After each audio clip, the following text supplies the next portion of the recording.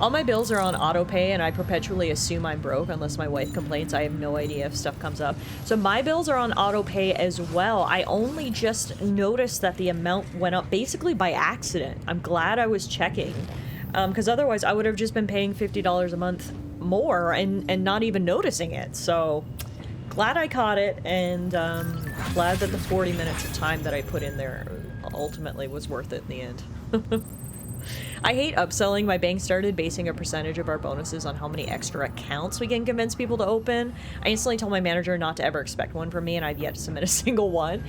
Yeah, like, I'm not in a sales job, and I know that, you know, people have got to make a living, and they got to do what they got to do, but, like, oh my god, it frustrates the hell out of me. Like, come on. That should not have been a 40-minute telephone call. I should have called, said, why is my bill $50 more? They say these promotions are expired. I say, okay, great. I want whatever package will get me back to whatever I was paying before. Done and dusted, but no, alas, it was not that easy. Anyway, before we get started, let me catch you up on chat. Yeah, it turns out it was not an administrative error on their part. It was just a sneaky way of increasing my bill, because apparently I had a 2-year promotion applied to my account. It ran out at the beginning of March, and that's where the extra $50 came from. Ashes, don't mind me lurking, of course. Enjoy your lurk. Enjoy your lurk. Also, Beast, I was laughing so much at your comments. Some obnoxious cable dickhead is mansplaining to Tiff. It's pretty much what was happening.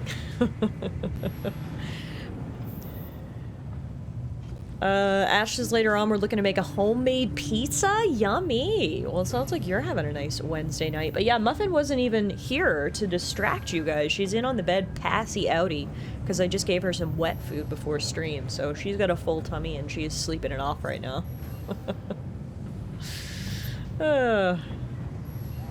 Spectrum tried to raise my bill a while back. I told them I was switching to AT&T, and all of a sudden they had a new deal that brought the price down to what I was paying before.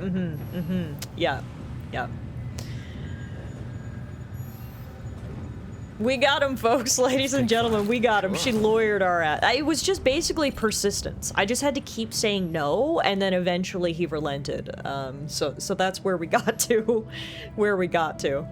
Why is Tiff looking smug, and what fresh hires crying right now, says Noella. I laughed so much at Beast saying that's our #1 business major.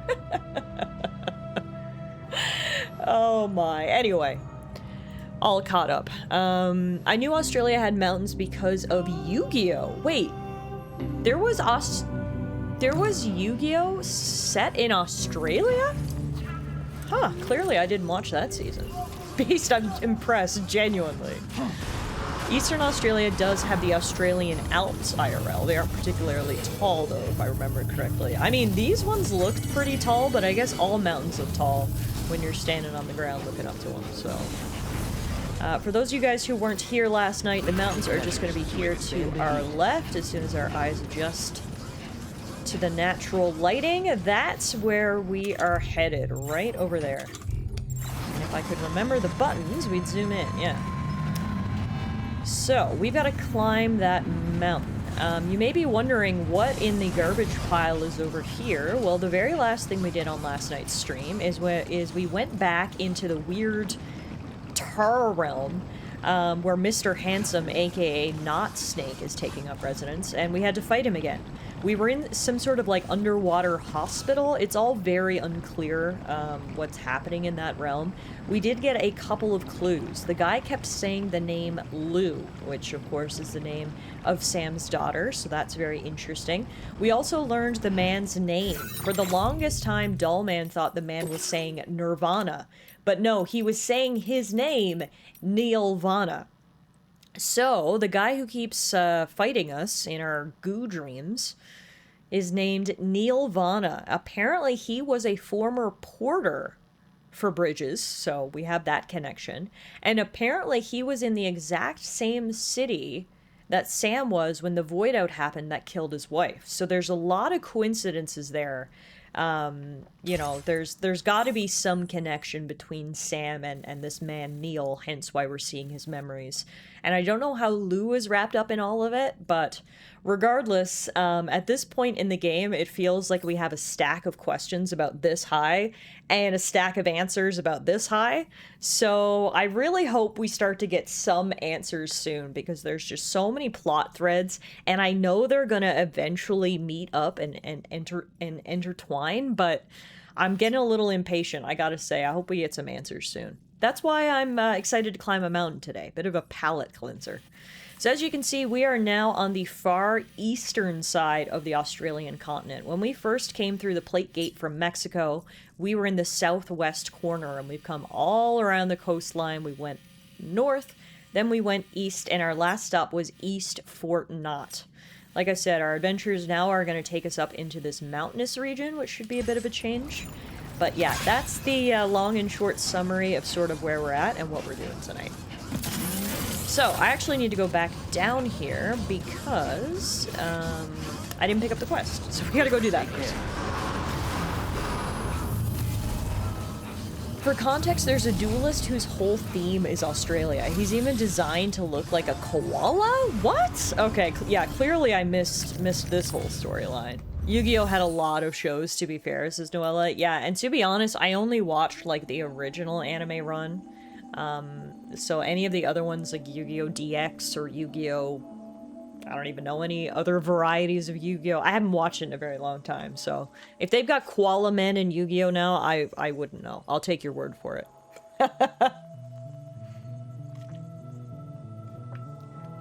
Oh yeah, there's two duelists in Yu-Gi-Oh! GX with Australia themes. The koala-looking guy and the one with a pet crocodile. What? Okay, I need to... Before we climb a mountain... Yu-Gi-Oh! Koala Man? Oh, shit! No, he's literally a koala! He's 100% just a koala. I don't know what I was expecting. I was expecting, like, kind of like a human-koala hybrid? Perhaps? But no, this guy is straight up just a koala. Okay, cool. Yu-Gi-Oh! How many different... What would you call it? Not seasons of Yu-Gi-Oh! Because they're completely different shows. How many different variations of Yu-Gi-Oh! Are there? So there's Yu-Gi-Oh! GX, which stands for Generation Next. It's the successor and first spin-off series to the Yu-Gi-Oh! Anime. Upon its conclusion, it was succeeded by Yu-Gi-Oh! 5Ds. What does 5Ds stand for? No one's telling me what the D's stand for. No idea. Okay, so there's at least 3 different series. There's Yu-Gi-Oh!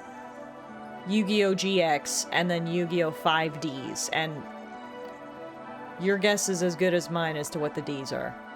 But okay, interesting. They are all connected, though. It looks like they're sequential series to each other. So that's cool. But anyway, there's my Yu-Gi-Oh! Deep dive for the day. Oh, 5Ds is 5 dragons? D's nuts? 5Ds sucks? I don't know. Okay, anyway. Back to what we were doing. Alrighty, so we're gonna take on our order. We're due to visit the chronobiologist next. It seems they'd like to examine the new type of cryptobiote that's recently been found. This cargo must not be submerged in water. The journey involves traversing snowy mountains, so make sure you're well prepared. I didn't realize that we had found a new cryptobiote variant, but you can see in the bottom left corner they're white, which is interesting. The challenge for this quest is, as I mentioned, we need to climb a literal mountain. As you can see, the terrain doesn't exactly look conducive to bringing my truck up there. The issue is that these cryptobiote variants are going to weigh 69 kilograms. What? Why are they so heavy? Luckily for us, I did recently make a new pair of exoskeleton legs. We just made something called the Boca skeleton. It allows us to carry an extra 120 kilograms. So these are going to be absolutely vital for us climbing. But I think what I'm going to have to do is I'm going to have to offload as much as I can to make room for all these cryptobiotes. But We'll start off by just accepting the quest and getting them, and then we'll reorder our cargo after that. So in terms of a route, I mean, if we head straight south, we hit this warning. Icy Mountain Trail, a path once used to scale the peaks of the snowy mountains. Very little trace of the path now remains. It's very steep in places, and it's clear that rock falls often take place here.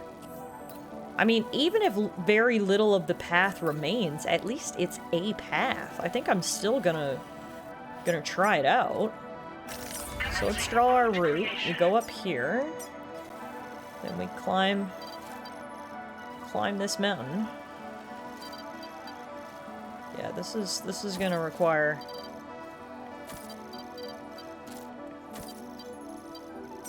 some intense pathfinding, but that's the best I can do. So we are gonna be going 2,500 meters on this journey and carrying 69 kilograms of cryptobiote variants. You're back to pick up a package? Yeah, no worries. These cryptobiotes were harvested to the south of East Fort Knott. Their backs are covered in an unusual gel-like substance. They're white in color and have properties not found in ordinary cryptobiotes. So we can carry that, and with my new legs, I'm actually not overweight, so that's good. Even with the cryptobiotes on top, we're only carrying 120 kilograms of weight, and I say only. But for Sam, and especially for these new exoskeleton legs of his, that's not a lot. You can see my max capacity is 280. So we're actually pretty good. I actually don't know if I'm going to leave anything behind. I was going to drop some stuff off, but on second thought, let's keep it all with us. You never know what combat encounters we may stumble upon, and then we're definitely going to need stuff like ladders and climbing anchors, so I think we'll be okay just the way we are, as long as we sort of balance things accordingly.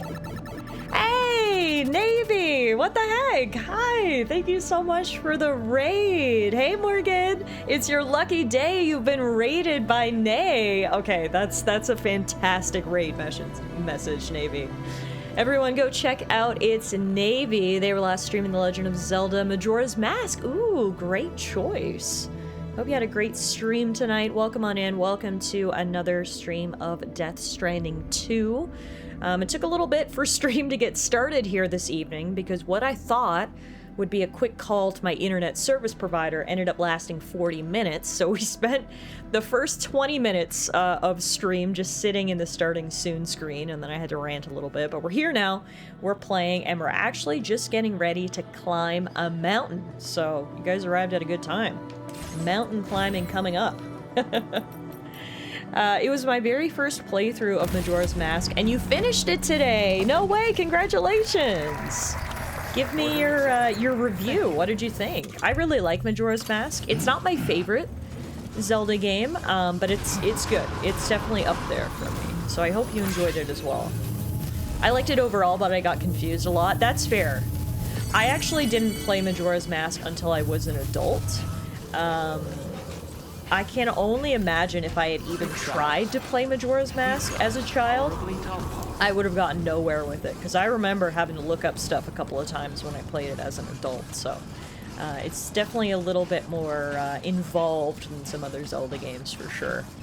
I feel like I needed to use a walkthrough for a lot of parts, which isn't my favorite, but I definitely liked it. Yeah, that's fair. Like I said, I remember when I played. I actually played it when they released it for the 3DS, which was probably 2015, if I had to guess. So, like, I was a grown adult, but I had to look stuff up a couple of times because it's not super clear. And with the time-traveling mechanic and the 3-day limit, I mean, you don't have a lot of time to just mess around and figure things out organically. So, I totally get it, but I hope you had some fun, even if you had to look things up. And, like I said, thank you so much for the raid. I really appreciate it. It's good to see you. Hi, Morgan, by the way.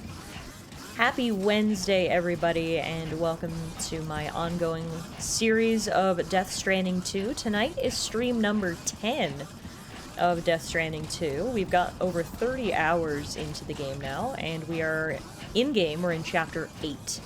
I don't know how many chapters there are in the game, but I'm pretty sure the first game had, like, 14 or 15 chapters, so I can only assume this one's similar. It would make sense that we're maybe about halfway through the game. It kind of feels that way. So still lots of good stuff happening, but yeah, welcome on in. Gonna have to raid and run because I'm meeting my cousin for dinner. Yeah, absolutely. Enjoy dinner. Rest up, take care of yourself. I know what it's like after stream. I'm always starving, so enjoy your food. And thanks again for that raid. Welcome on in, everybody. Alrighty, so this mountain right over here is where we are going to be climbing.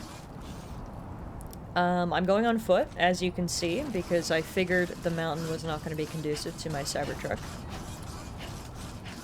I do see a zip line right there. Is that connected to anything? Because if it is, our journey might not be as arduous as I originally thought.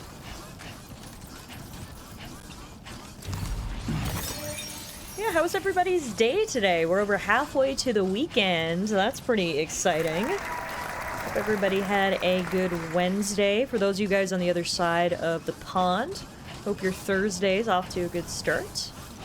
I'm happy to be back streaming again tonight. Tonight's our third night in a row streaming.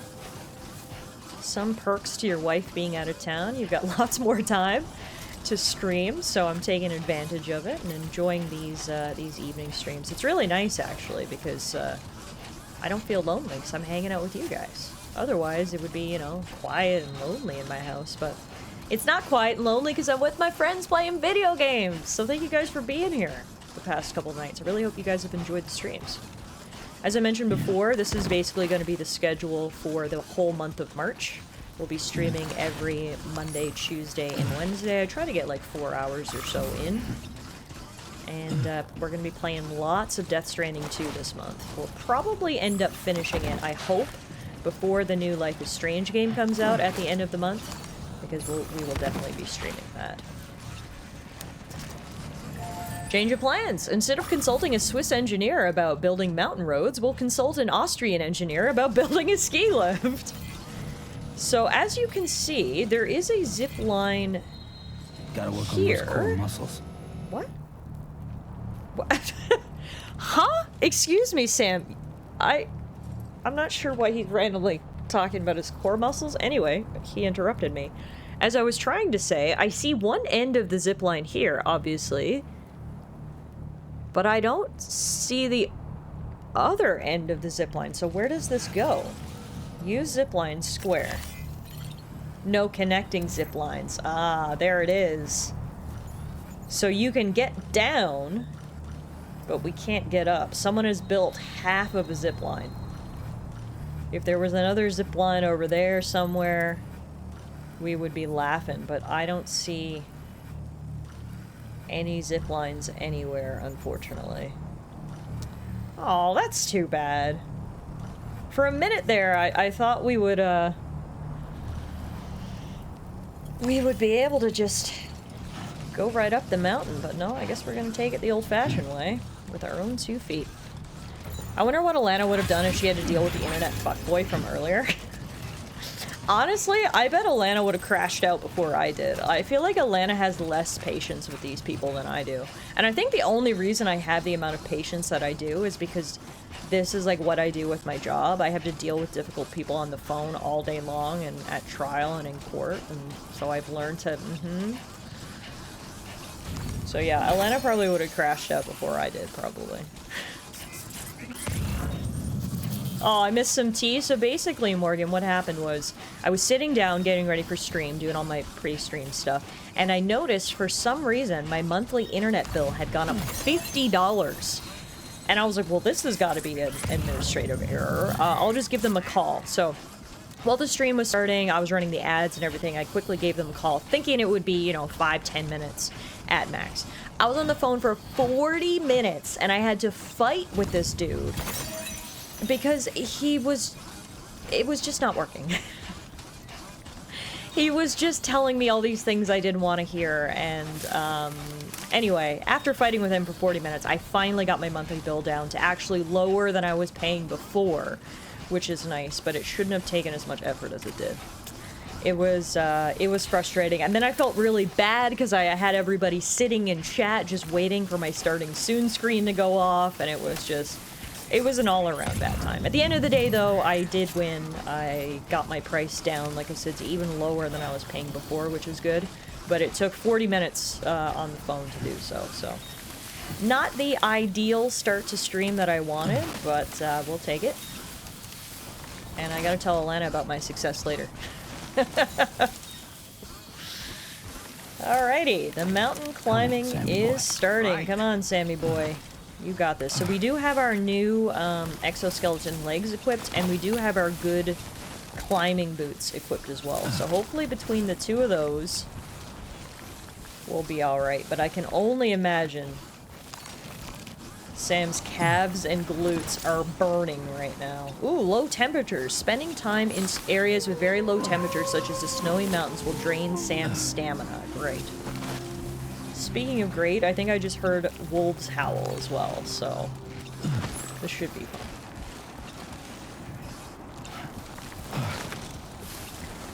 This should be real fun.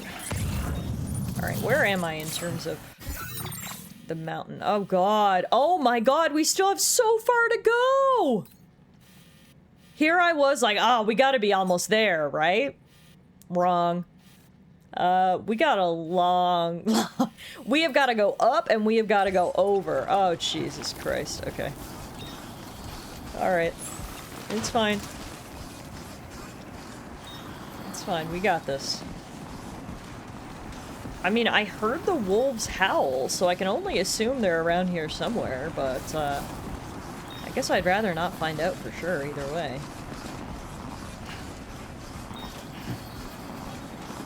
Now, I do see one of these coffin boards over here. What I'm wondering is, do these have some sort of propellant such that we can use them to go uphill, or are they going to be only helpful for when I'm going back downhill? Let's find out. Ride coffin board.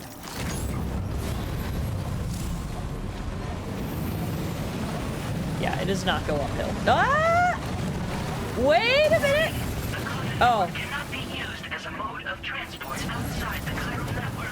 Boo! Okay, so we could have used it to go uphill, but as you can see, that line right there, that was the boundary. We're outside the chiral network now, so we can't use it. So that was basically just a big old debate. They put that right there at the border of the chiral network. Oh my god. Okay, you can see how high up we've gotten. We got a great view of East Fort Knott. We still got a long way to go.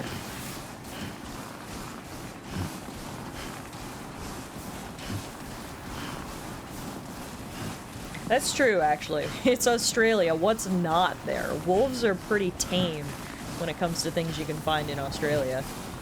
Here's the thing you can use on your way back. Have fun climbing without it, though.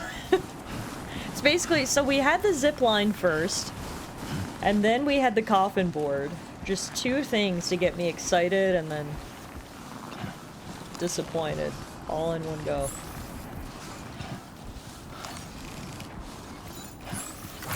I also didn't realize it was so late in the day when I set out on this journey. I'm not loving the fact that we have to climb a mountain at night, because if there are wolves, I can only imagine it'll be harder to see them. Okay, let's take a minute and catch our breath here. Except the wolves are venomous in Australia. Oh, God knows they actually are, Malice. I know you're joking, but you're honestly probably right. Alright, let's have a quick drink from the canteen. There we go. That restores the stamina. Dang. That's our elevation. Am I able to see that here?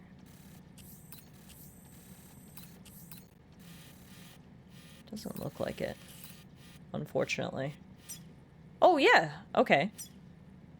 We can see, so A4, we're almost at A4, and A4's elevation is 1,656 meters, so we're pretty high up.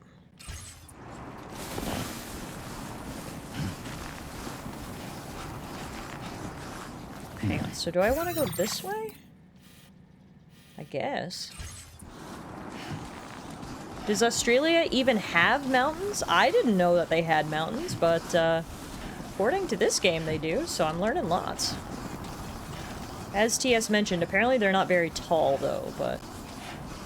they're tall enough that it still makes, you know, trying to climb them a challenge. Especially when you've got 120 kilograms of cargo on your back, like old Sammy does here. And the snow's up to your knees. None of that makes this easy. Despite the relative height of the mountains. Okay, this looks to be a bit more of a gentle incline here, so this might be okay. The highest point is about 2.2 kilometers according to your Google search earlier. Yeah, that checks out.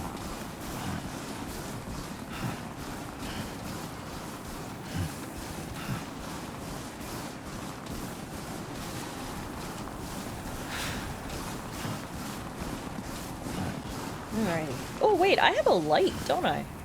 How do I turn that on?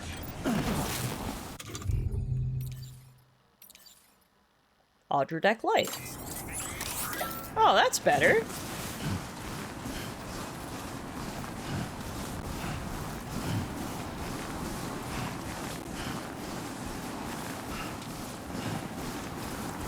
Alright, we're 950 meters away from our destination, so we've come this far. You can see where we started, the light all the way back there, and we've still got about 1 kilometer to go. This has got to be one of our longest treks yet.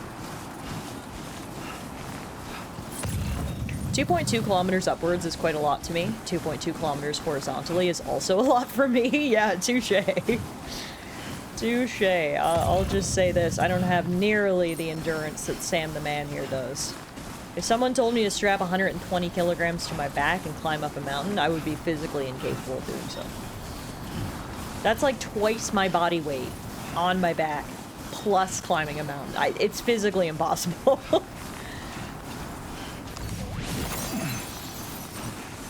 We did find something else over here for the chronobiologist, though. That's who we're going to meet, so we may as well pick up this vitals analyzer. That's another couple of kilos. It's crazy, we're so high up, I can't even see the ground anymore, and I'm too scared to get too close to the edge, because God knows I'm a tumble. Alright, let's keep moving. So I think my ultimate destination is over this way? Yes. Oh my god, it's still so far! We're only like halfway! That's crazy! Yeah, this has been a heck of a journey.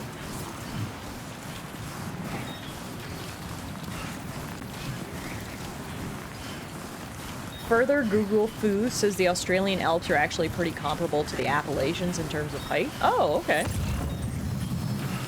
Learning so many fun facts in this stream, about Australia specifically.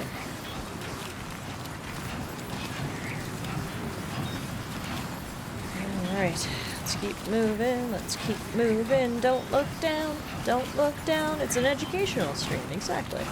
How are you tonight, Malice? It's good to see you, by the way. Thanks for stopping in again for another Death Stranding 2 stream. Last night's stream was a lot of fun. We spent about half of last night's stream doing side quests, which I don't regret at all, because we came across what's maybe the best quest, main or side, in the entire game, and that involved the pizza chef. If you guys missed last night's stream, I can't recommend enough that you go back and watch the VOD and at least see that pizza chef bit, because it was nuts. And then after that, we came back east to continue the main story. We're now on the far east coast of Australia, which was kind of fun. And we had another encounter with Mr. Not Solid Snake, Mr. Handsome, the Italian mystery man who lives in the Tar Realm. We didn't get many answers there, but it was fun all the same. Now it looks like the snow is really starting to blow. Ugh, okay. Alright, come on, Sam, you got this. It must be freezing, you must be tired, but we gotta keep those legs moving. Let's see some more cargo we can pick up here. Oil of cryptobiote, we'll grab that.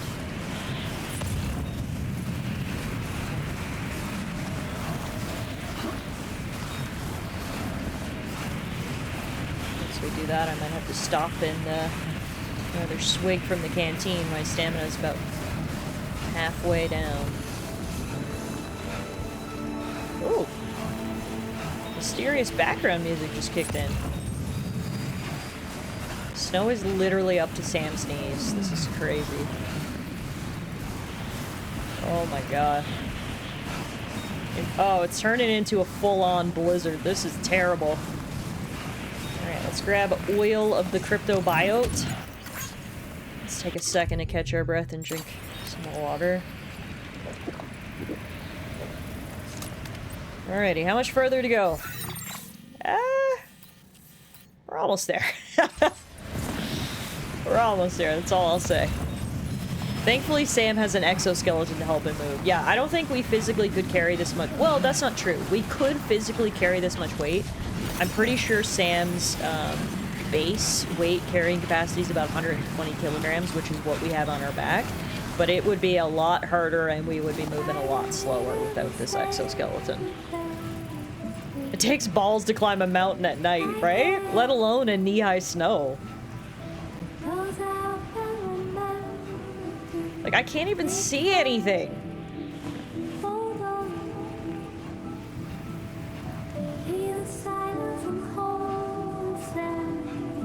At least we've got music as we just walk forwards in white and darkness.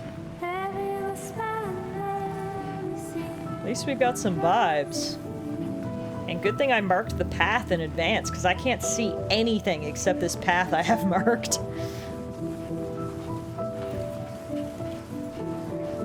Oh! Civilization! We made it! We're 250 meters away, and the storm is clearing up. Woo, it's the final leg now, Sammy. Come on, keep moving.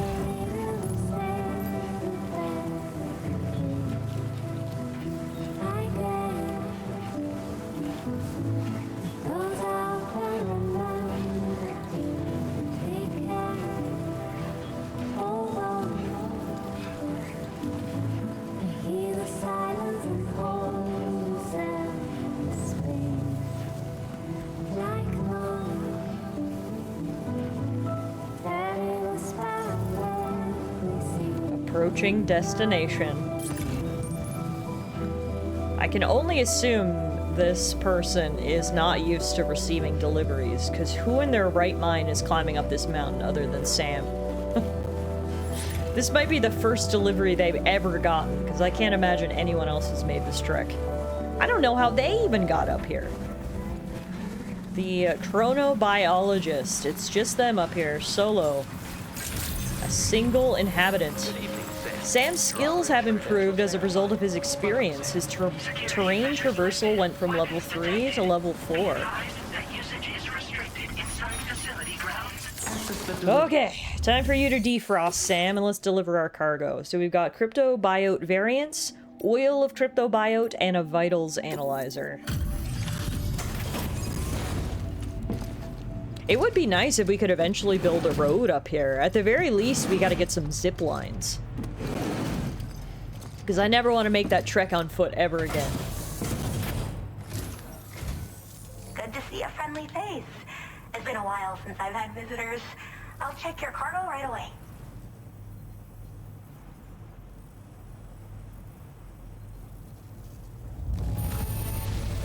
You took excellent care of this cargo, didn't you?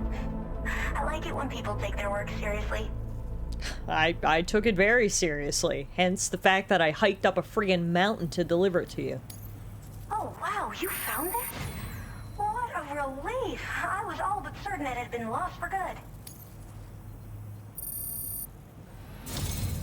I should have no trouble continuing my research, and it's all thanks to you. Happy to help. All right, use your Cupid to connect to my shelter.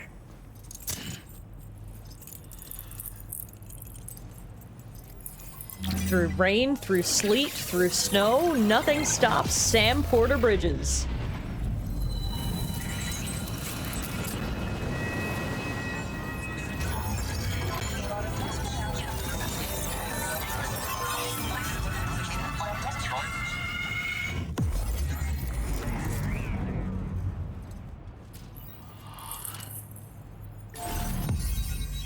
And there we go. So we established a strand there on the far east coast, the yellow dot there that represents East Knot City.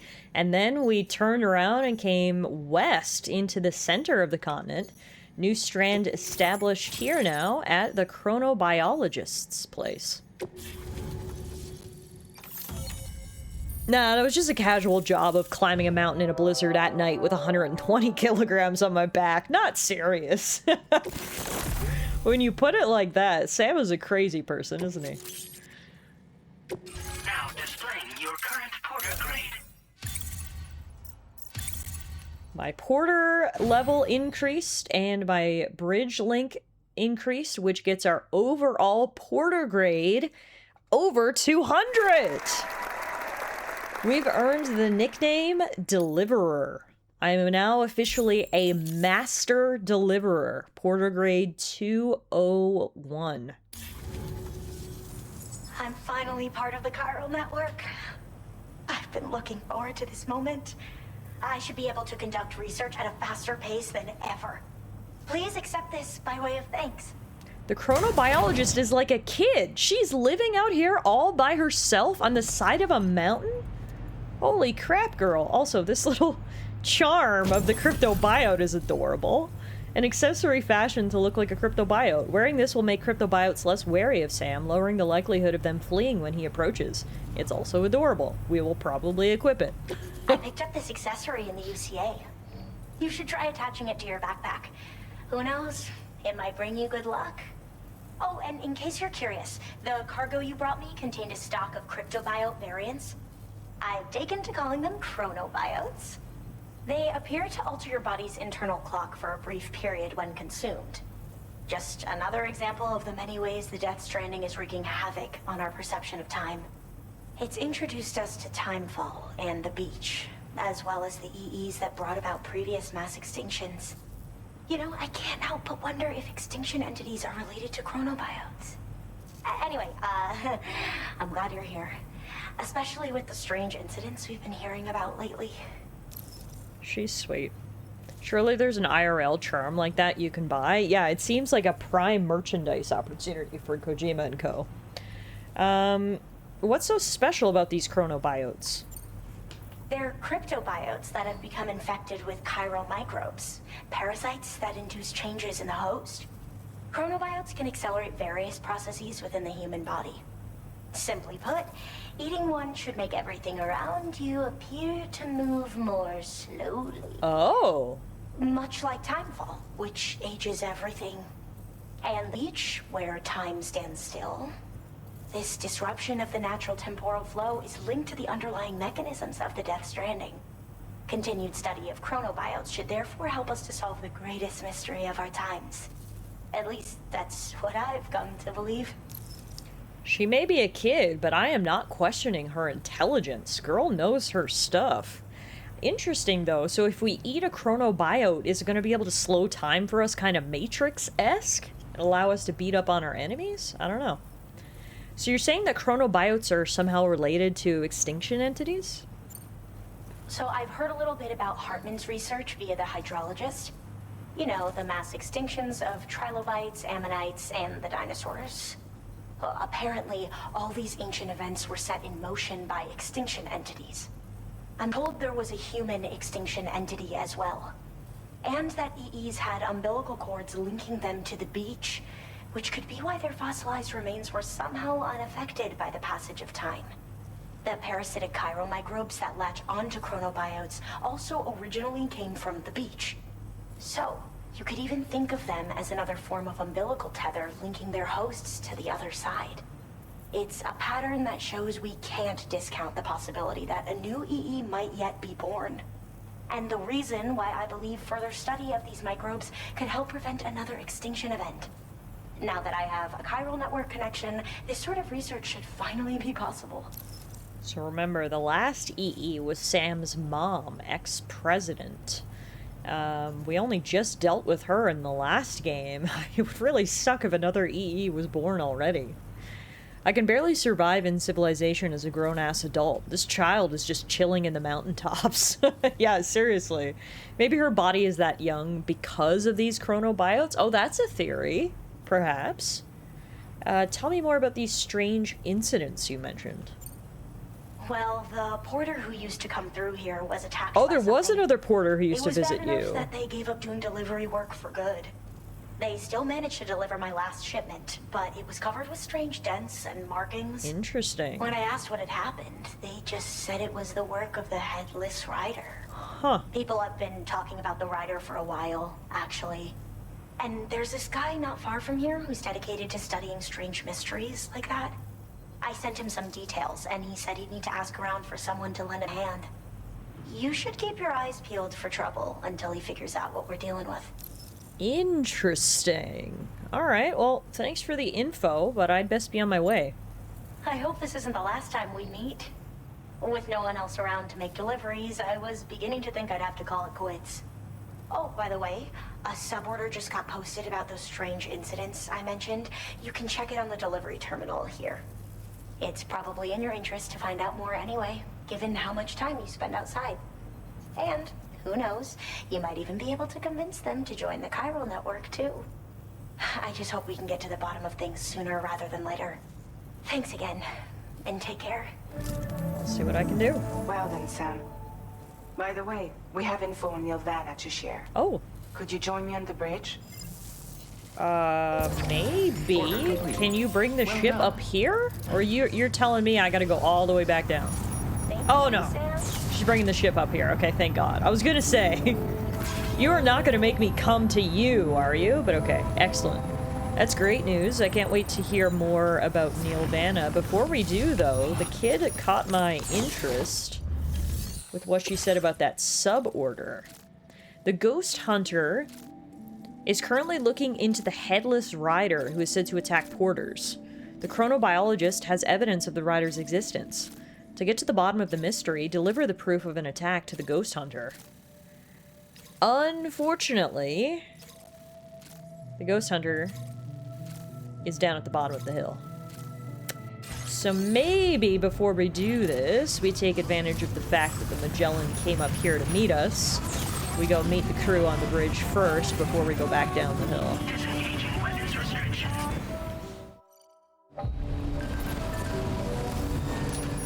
I got a text from the chronobiologist. Warm water beneath my feet. It seems the groundwater around here is warmer than usual, and it's especially warm near the slope at the back of my shelter.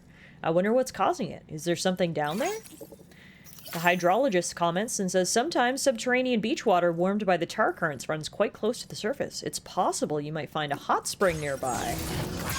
Noted. That would be nice for these cold bones. Might have to check that out later.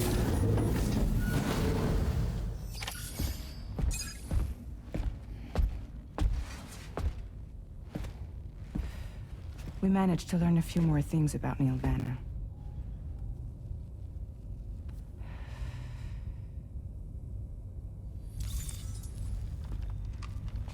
You may remember that he was a porter contracted by Bridges. That's what we told you before. Since then, I received a mail. Another one from our very own Hartman, I'm guessing. Look, we sure we can trust them? Whoever they are? They are almost certainly someone on the inside.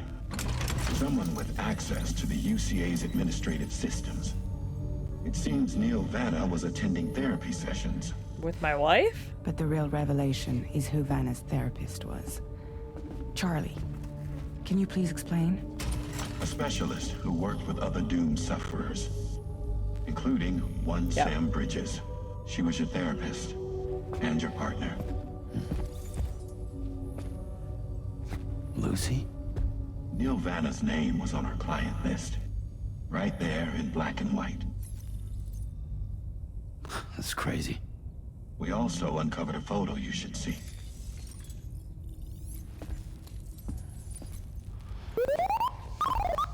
Other records. They perished in a void out which claimed an entire city. Hey, Void out Flaw. only you Thank you survived, for the Sam. follow. But yes, that's what we Lucy theorized was last pregnant time. At the time. It wasn't mine. Oh! The child she was carrying. She straight up told me to my face. What? I never had any kids. That's a plot twist. She was just my shrink, helping me to work through my often phobia. That's all she ever was to me.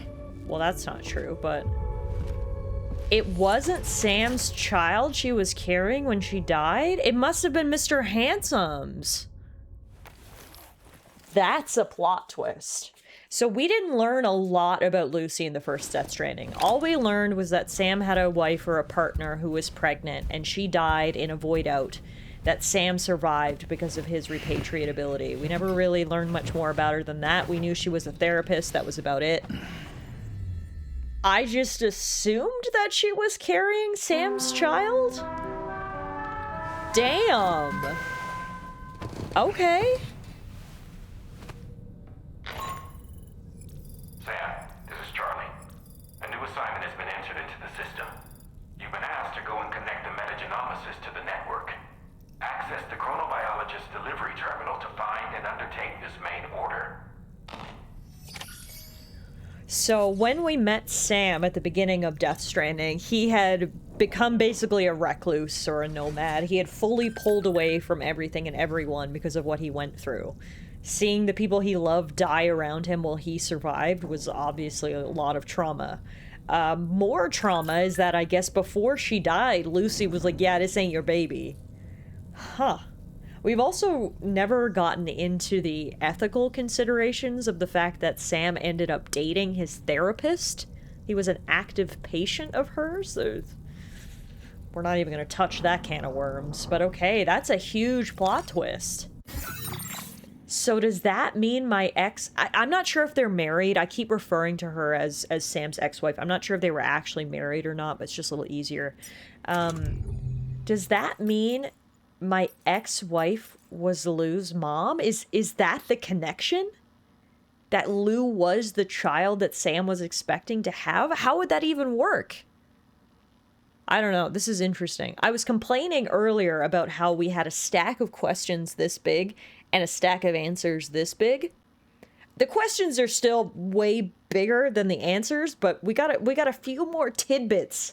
They're giving me little morsels that I really appreciate. Okay, so it looks like we have a new entry in the corpus about Lucy. Let's read about her a little bit.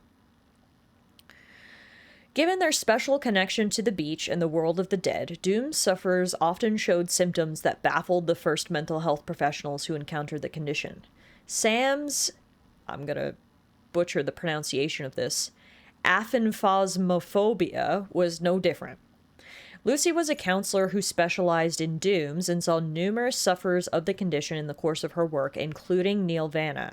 After Sam and Lucy began seeing each other, his aphanphasmophobia was cured. They built a happy life together until a void out 11 years ago killed Lucy, who was 7 months pregnant at the time.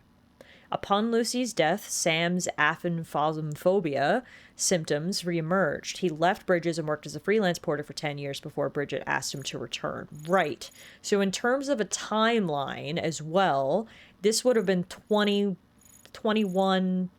I guess a year has passed since the first game. This would have been 22 years ago that Sam was with Lucy and Lucy died. So that might be important as well.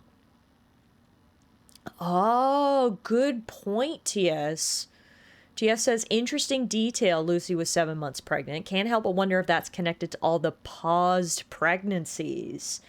That is an interesting detail. I'm pretty sure that is how you say that word. Okay, good. I tried my best to pronounce it. But okay, that's very interesting. Very, very, very interesting. Alrighty. Well, we don't have time to rest for long. Apparently we do have our next main mission coming up. What do you think about all this, doll man? No need to rush while getting ready. In your own time, Sam. Fair enough. I think I'm gonna take a shower, actually, to warm up these cold bones. Wait. Can we go back to the chronobiologist in the corpus? Yeah, sure. I will do it after Sam's shower.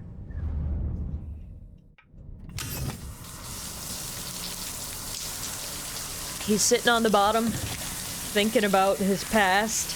Poor Sam. That's a sad shower when you end up sitting on the floor.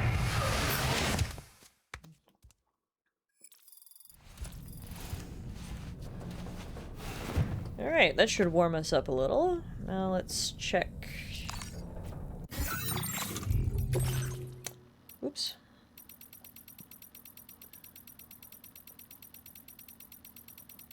Chronobiologist.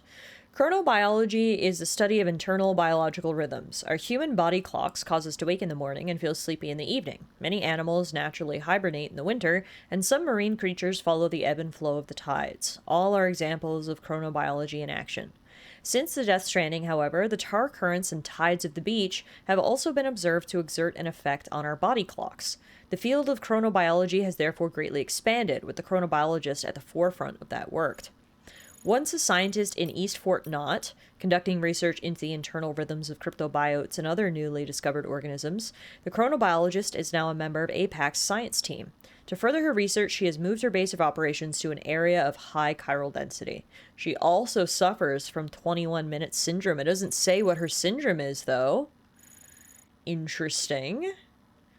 Continue to develop your connection level with her, and you might receive... a new accessory. Okay. Yeah, it sucks to climb a mountain and then come back to a revelation like that, right? Dang, there was no pot of gold waiting at the end of this rainbow. Alright, let's, I don't have any snow camo that we can equip, unfortunately. Squares is probably our best bet. Keep him as he is. Keep that the same. Let's get our bunny hat back on. I was Cool Guy Sam for a while there, with the hat and the glasses, but... I'm ready to go back to being Bunny Sam. Let's be real. I do want to customize my backpack and put that little charm on. Yeah! The cryptobiote charm! Oh, that's so cute! Okay, love that. Oh wait, I can also change the color of my backpack? I don't think I noticed that option before. Change color. Oh yeah! Cool. Kind of like black. Let's do it. Speaking of changing colors, you can change the color of the ship as well. I had it as desert because we were in the desert. It probably makes more sense to do like navy now that we're up in the snowy regions. Alrighty. Guess that's it for now. Let's get back out there, shall we?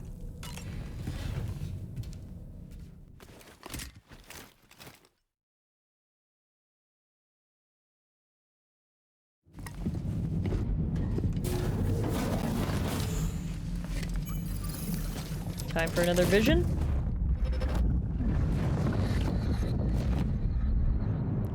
Lucy.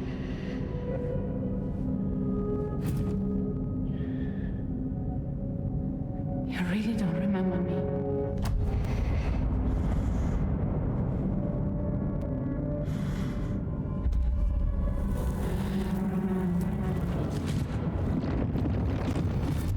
What the heck? That woman just now. Was that... Lucy. That was Lucy. Ah, yes. She was your therapist, wasn't she? B says so his therapist scarred him for life? Basically. She did the opposite of what her job description would have you do. Okay, so our next objective is at the chronobiologist terminal, but I do really want to do that sub-order about the mysterious headless guy haunting this place. So, as much as it's gonna suck to have to go down this mountain and then climb back up, I'm gonna do it because I'm interested. Ooh, just the man I've been waiting for. The Metagenomicist's main order is prepped and ready for you. We'd like you to capture the timefall-resistant emu I identified and take it to her shelter. You might find the capturing part tricky. I'm gonna go capture an emu? You shouldn't have too much trouble getting close. Okay. Now, this emu appears to possess certain unique temporal properties. It may well have some kind of connection to extinction entities as well. Huh? The metagenomicist might have different insights into its nature given her specialization, though. Personally, I'm hoping this might lead us to a major breakthrough. Guess this isn't Also, just a there's regular another emu, order it's I'd a like you to cool handle when you have a emu. moment. It's related to those strange incidents I mentioned earlier. They might not be occurring right on my doorstep, per se, but they're still very troubling. Help us out, Sam. Dang, she brought up that sub-order again, which means we definitely should do it. Alright. Tia says, at least we can snowboard down the mountain now that we have internet. Which is a crazy sentence to say, but is 100% true. You're absolutely right, we should make a snowboard. Going down here, warning. Central Highlands northern area, the northern part of the mountain range that rises in the center of the Australian continent. There are a number of steep slopes, and many people have suffered accidents when trying to rush through. Okay, noted.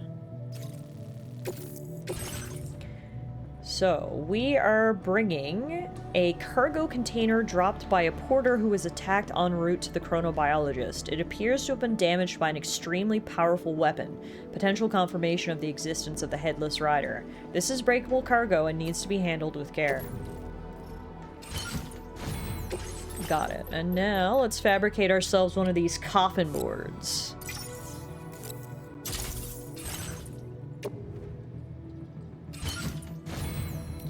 Alright.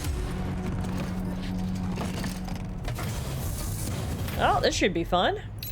Hope I don't fall off the coffin board. Away we go! I'm totally not gonna regret this. Honestly, this is kind of cool. Okay, Sam the man. Snowboarding down a mountain with 90 kilograms of cargo on your back? Let's do it. Winter Olympics, here we come. Oh, wait. Wait. I want this. Can I pick stuff up while I'm on this board?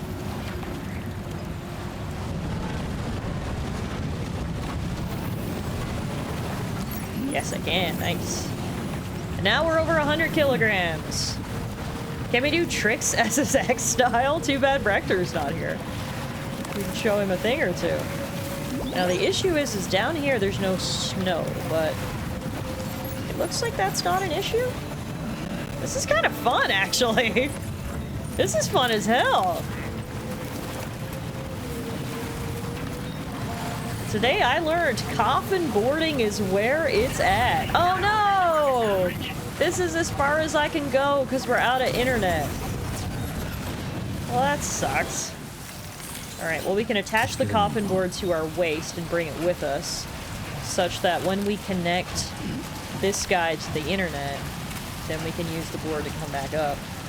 In the meantime, it's a hell of a storm here. This is not conducive to running down a hill with 100 kilograms of cargo on your back. Fragile cargo, at that. Watch your footing, Sam. Don't mind me, just dragging a coffin behind me. All in a day's work. Just we're picking up lots of cargo as we go.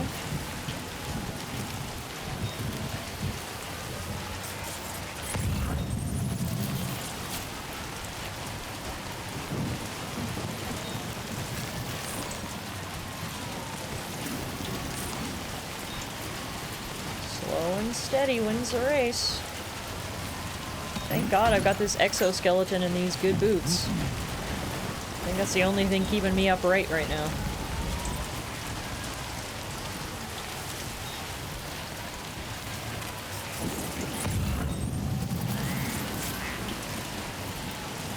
Whoa. That's a coffin? It sure is. It sure is. In the crazy mind of Kojima, he came up with something called coffin boarding, where Sam jumps on top of a coffin and snowboards down a mountain. Just, yep, and now it's just bouncing along behind me on a string. Now, am I going the right way? Yep, it's just down here. Looks like there's some sort of ruins here. This must have been where the major highway was previously. That's kind of what those cement blocks there look like. Highway wreckage.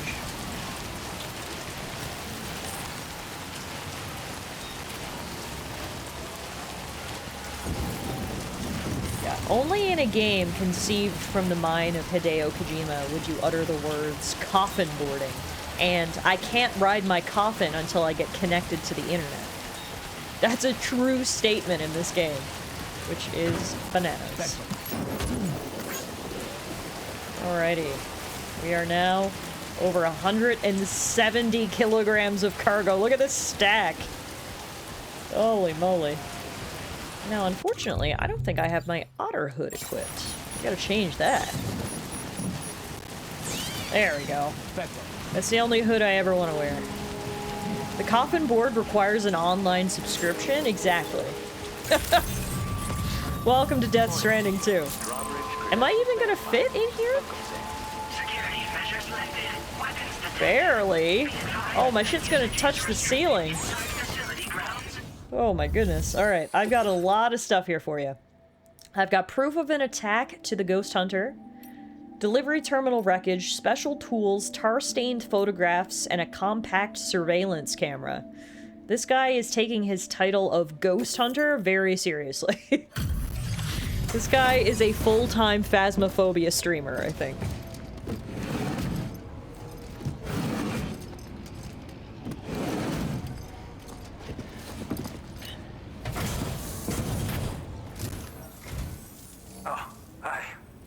Appreciate you coming all this way. Allow me to take a look at that cargo you carry.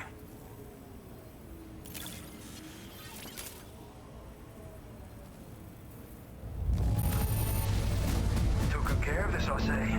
Ought to make my research easier. Well, how about that? A surprise delivery. I owe you one, mate. Watch your internet bills closely. You'll get a coffin boarding surcharge if you're not careful. Oh god, and then I'm gonna be on the phone for another 40 minutes.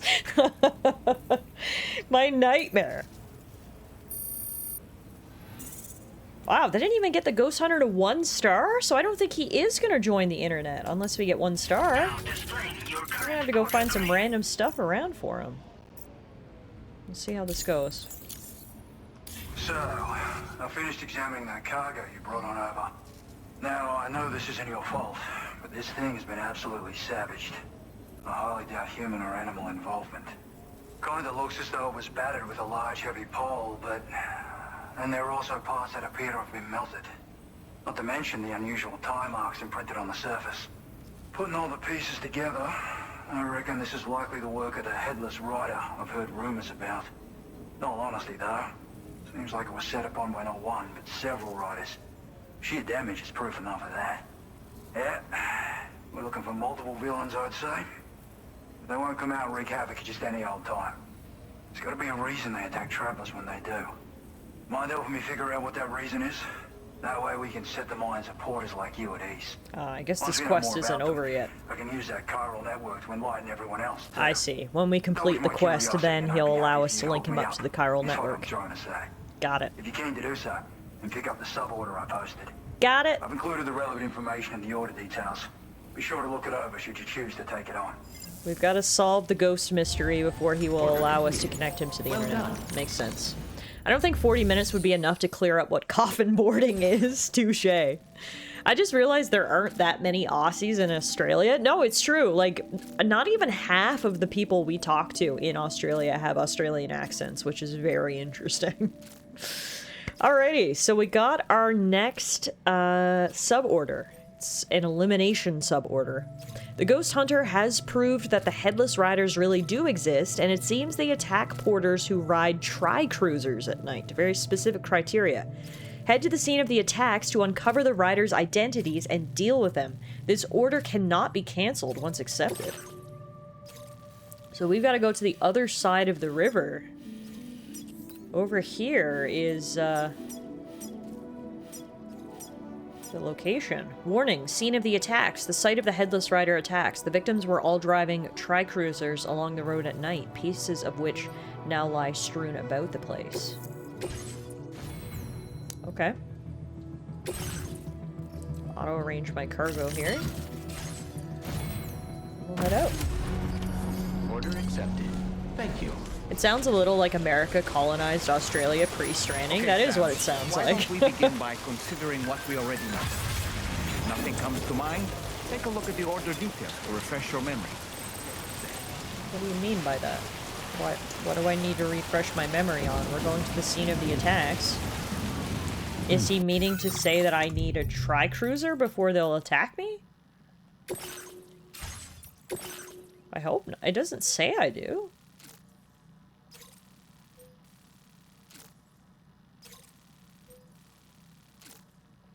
Maybe I do?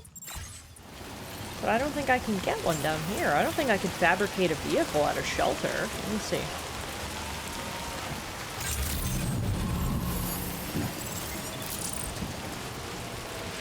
So all this timefall rain is really gonna wreck my coffin.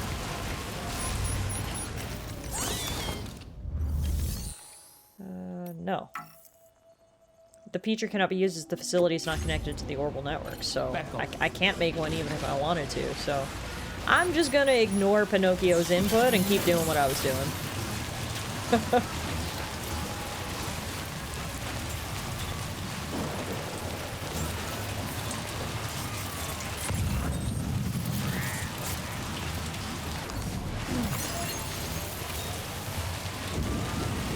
So, if I just follow this line of highway markers... Oh no, there's BTs there, right. I remember running into those previously. There's a BT area located along the side of an old road. Timefall has destroyed most of the road, which now lies as little more than a ruin. So we should see if we can cross the river before we get to that point. Before, I couldn't find any easy way to cross. I literally just had to take my truck across, so Sam might have to go across on foot. It's too bad this area isn't connected to the orbital network, because this would be the perfect opportunity to use the board and just coffin board right across the river. We've heard that apparently they're good in water. But alas, we don't have a wireless connection.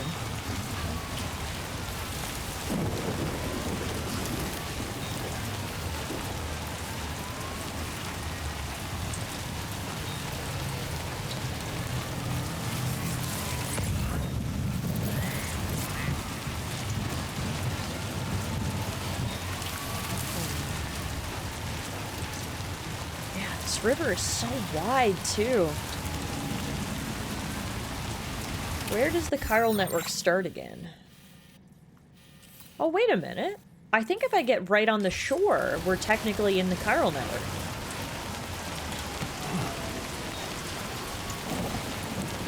Yeah, right here. This is the start of another connected area. Which means we can hop on the board. Detach coffin board. Ride coffin board. There we go. Now we can cross the river in style. Yeehaw! Oh, this is sick. Have coffin, will travel.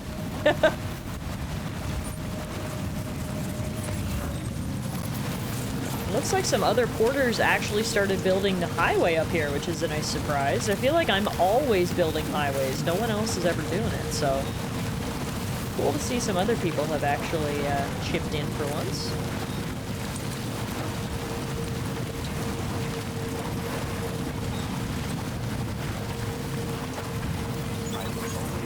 Alrighty, we should be getting close now to the site of the attack. And the rain's clearing up. All good news. Honestly, since this thing consumes less battery and goes faster on water, it might be better to follow the river as far as it takes you. That's a good point, actually. Plus, surfing is fun. All valid statements. Rider attacks were reported in this area. Look around. See anything strange? I see a lot of things strange. There is 1, 2, 3, 4, 5, 6, at least 7 tri-cruisers here? So clearly that fact was true. They are clearly targeting people who ride tri-cruisers. I don't know that I necessarily see any other clues, though. See the wrecked tri-cruisers. I don't see anything else.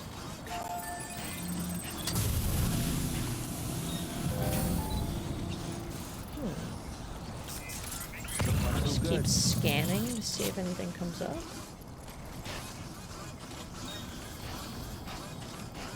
Maybe check out some of these other tri-cruisers a little bit more closely.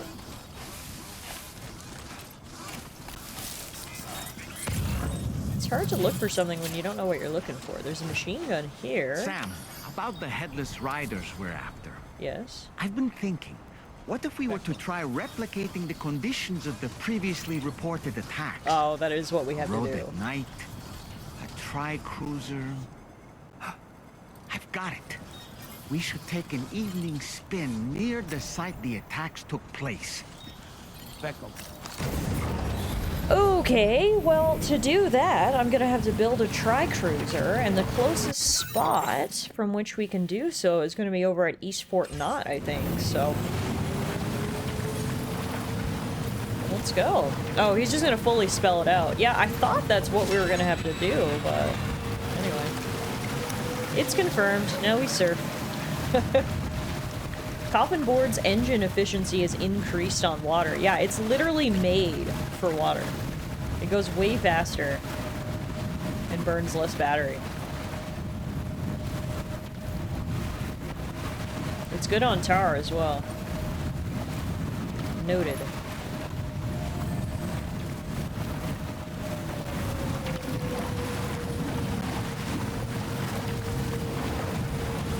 It is noticeably slower on land. Not much we can do when our destination is on land, but good to know.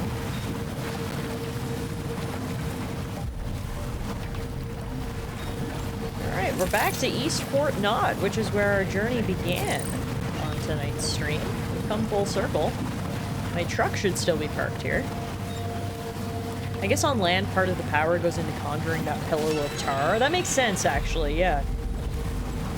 Versus when there's water or tar underneath me. There's no need for that.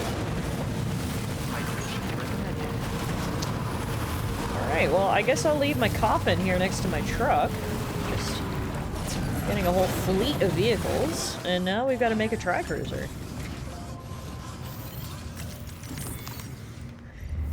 Alright, fabrication and management, garage. Oh, sweet, we can just borrow someone else's, actually. Dead Unicorno left a tri-cruiser here for us to use. I will do just that and take them up on the offer. So then we don't have to build one. Vehicle ready. Please drive carefully. And the only problem is we need to wait till nighttime. So, is there a way to pass time without going to the private room? I can rest by holding square. What does that do? It's break time. No arguments here. Sleep? Massage shoulders? I just need you to pass the time. Maybe sleeping will do it. Oh. Okay. Nope, I'm standing up. Total rest, 15 seconds. Okay. If the image in the top right corner is anything to go by, it kind of looks like the sun is on its way down. So maybe if I'm just a little bit patient. The sun will set soon and then we don't have to worry about passing the time. I mean, by the time we drive back over there, I guess. It's very cloudy today, so I can't actually see the sun. I think it's gonna rain.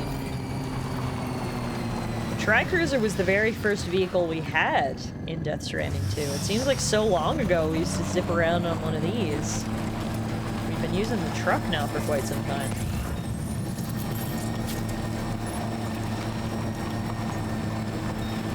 While we're waiting for the sun to set, we can stop at some of these storage lockers and see what's inside.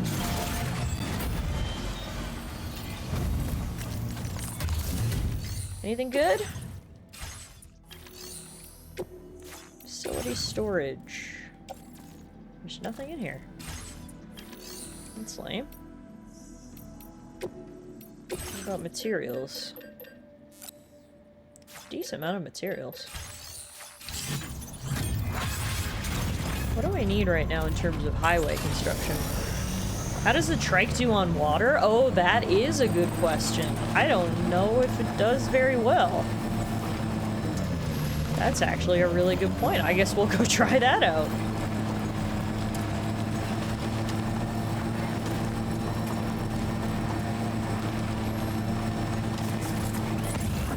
As long as we can find a shallow bit, hopefully be okay.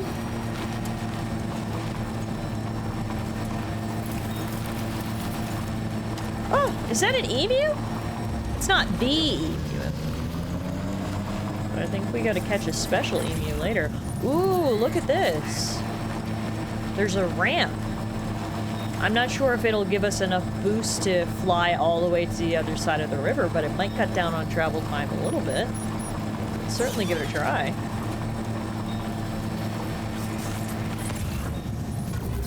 Let's go.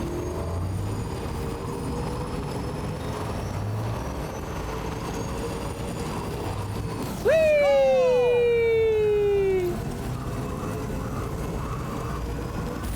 Okay, that was pretty good. Yeah, it did seem like it flew further than the truck, so I think you're right. By virtue of it being lighter.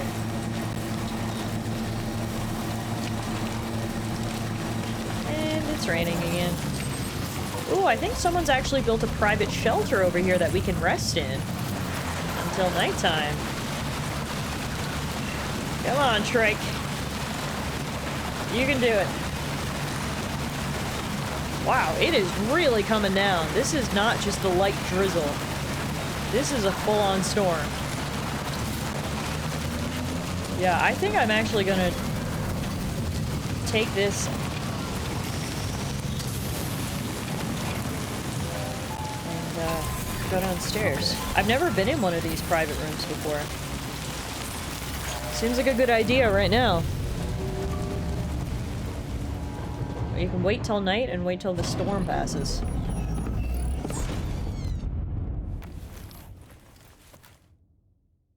Oh, and since we're in a private room, we can now put the picture of that bunny YouTuber on the wall. I was trying to figure out how to display that, remember? Alright, it's nighttime, which is good. Sam got a little nap in. This is very handy that they had this here. How do I set up the picture of my bunny VTuber? There, change screen image. Oh no, not the pictures of Fragile and Lou. No, not the one of Sam and Lou. Oh, I never should have came in here. Oh, this is freaking heartbreaking. You know the old saying, out of sight, out of mind? It's kind of sad to say, but that's kind of how I was feeling about Lou. I hadn't seen Lou in so long, it was easier to put it to the back of my mind, but... Oh, this is right in the feels. Also, what is that? That is scary. Oh my god, remember Lou had the tiny little angel wings on the back of her bib? Fuck. I came in here for this. But instead I had my heart broken. Oh, that wasn't fun. Quick, put the VTuber scene on!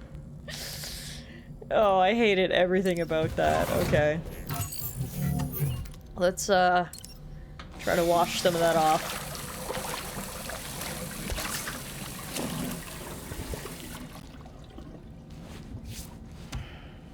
No more heartbreak, just weeping out. Alright. Let's get out of here and, go continue with our quest.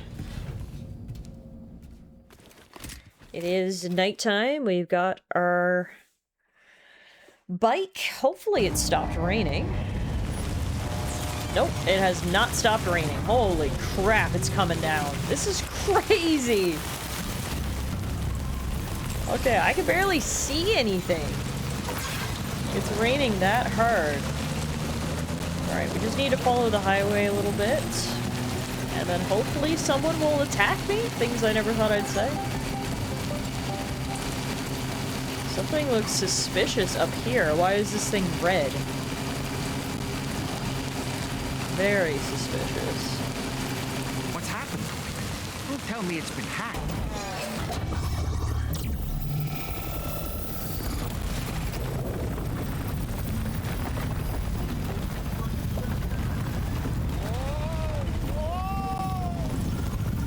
When do highways float in the air? Up and away! What the heck? They hacked the auto paver to abduct me? The fuck is this? Highway in the sky. What in the Rainbow Road? And now we find ourselves trapped. You ready for anything, Sam?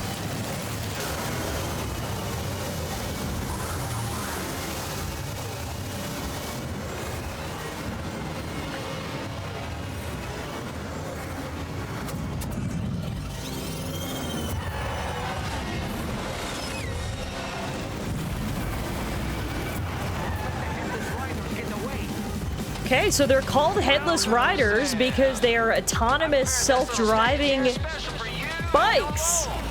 And this is all Higgs's idea. He's did this to fuck with me. I suppose there were no headless riders. I gotta be honest, this is kind of cool. We need to destroy them all. Let's get the move on, Sam. Yet again, this is a great example of a cool side quest. So Higgs went through all this trouble of building Rainbow Road just to fuck with me. Got it.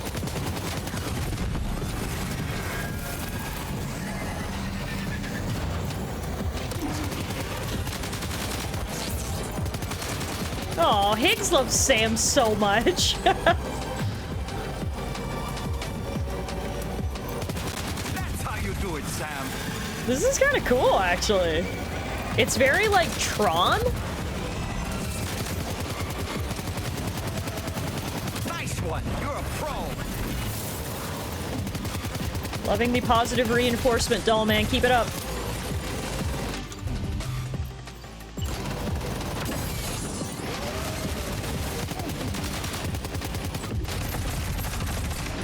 Ooh.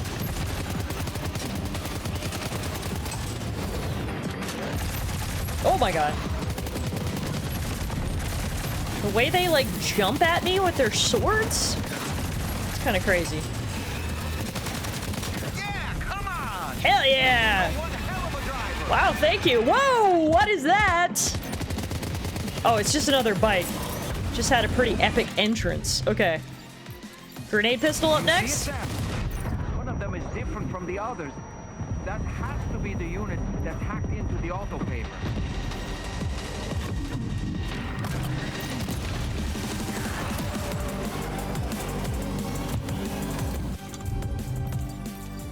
Fortunately, I'm running out of weapons. Just gonna have to bash into them the good old-fashioned way. Like that.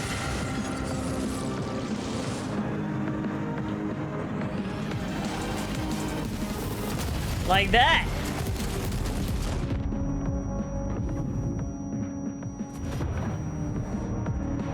Ugh.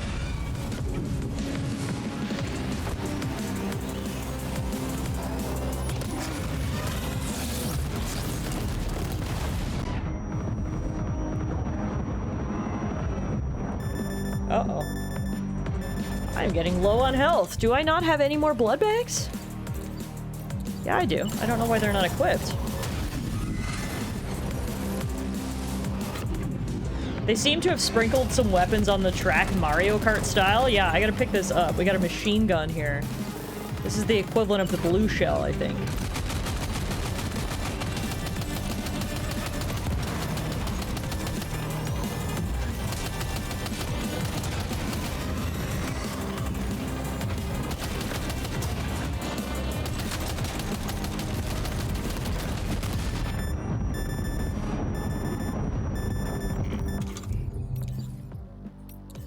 Oh, I've used up all my blood bags. Okay, we have no more healing.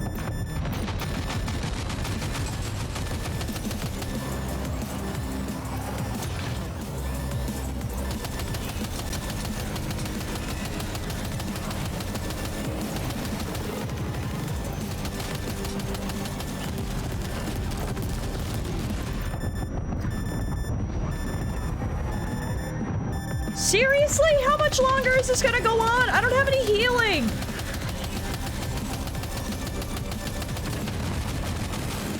And I don't see any on the track. Ah! Sam, can you hear me? Wake up! Damn it. That's our very first death in Death Stranding 2, which is ironic. But luckily for us, Sam doesn't actually die. He repatriates. We'll be back in a second. That was a really long encounter. Also, I forgot how creepy that is. Okay, let's try this again.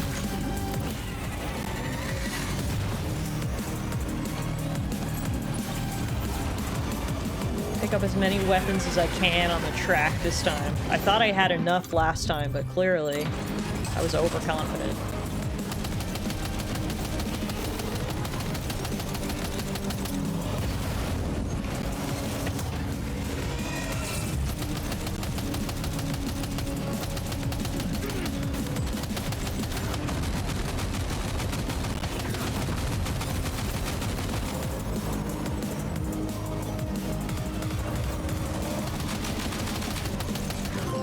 There we go. Hey, got a trophy. Solve the riddle of the headless riders. Oh, I didn't have to redo the whole thing. Sam just came back to life and we're done. I think you took care of every last one. Dang, that was surprisingly difficult but fun. Yeah, what do we do about this? Well, should have known Higgs was behind the mystery. He was just trying to bait me out to play with death carts. Regardless, we survived and we took him down, and most importantly, the auto-paver is no longer hacked. I don't like it when they mess with my infrastructure. Made it safely back to the ground.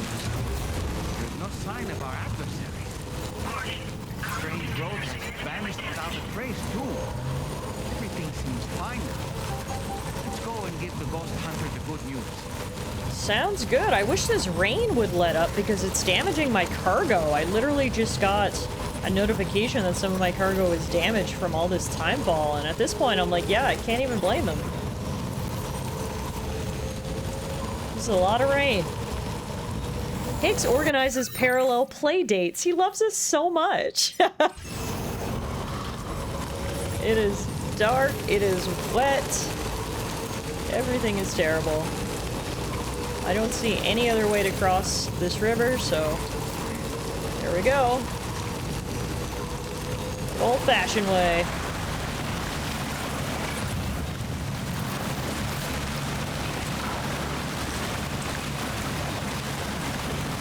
Can't wait to get out of this storm for a bit, my god.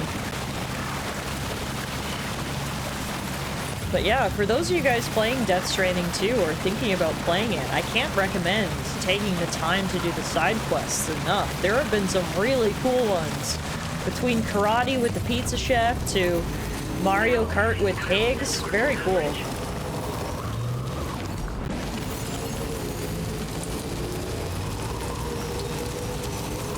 God, Sam must be freezing out in all this rain. I'm not even gonna bother picking up some of this lost cargo, because God knows it'll just disintegrate before I can deliver it with this rain. Let's get in quick and report. Whew. Apparently, my skill in assault rifles just went up, so that's good. Whew. Hey man, I am back. I uncovered the identity of the Headless Riders and removed the threat. Well. Handled that job for me, huh? Let me just review the order details. I only got a C, unfortunately. Because I did die once.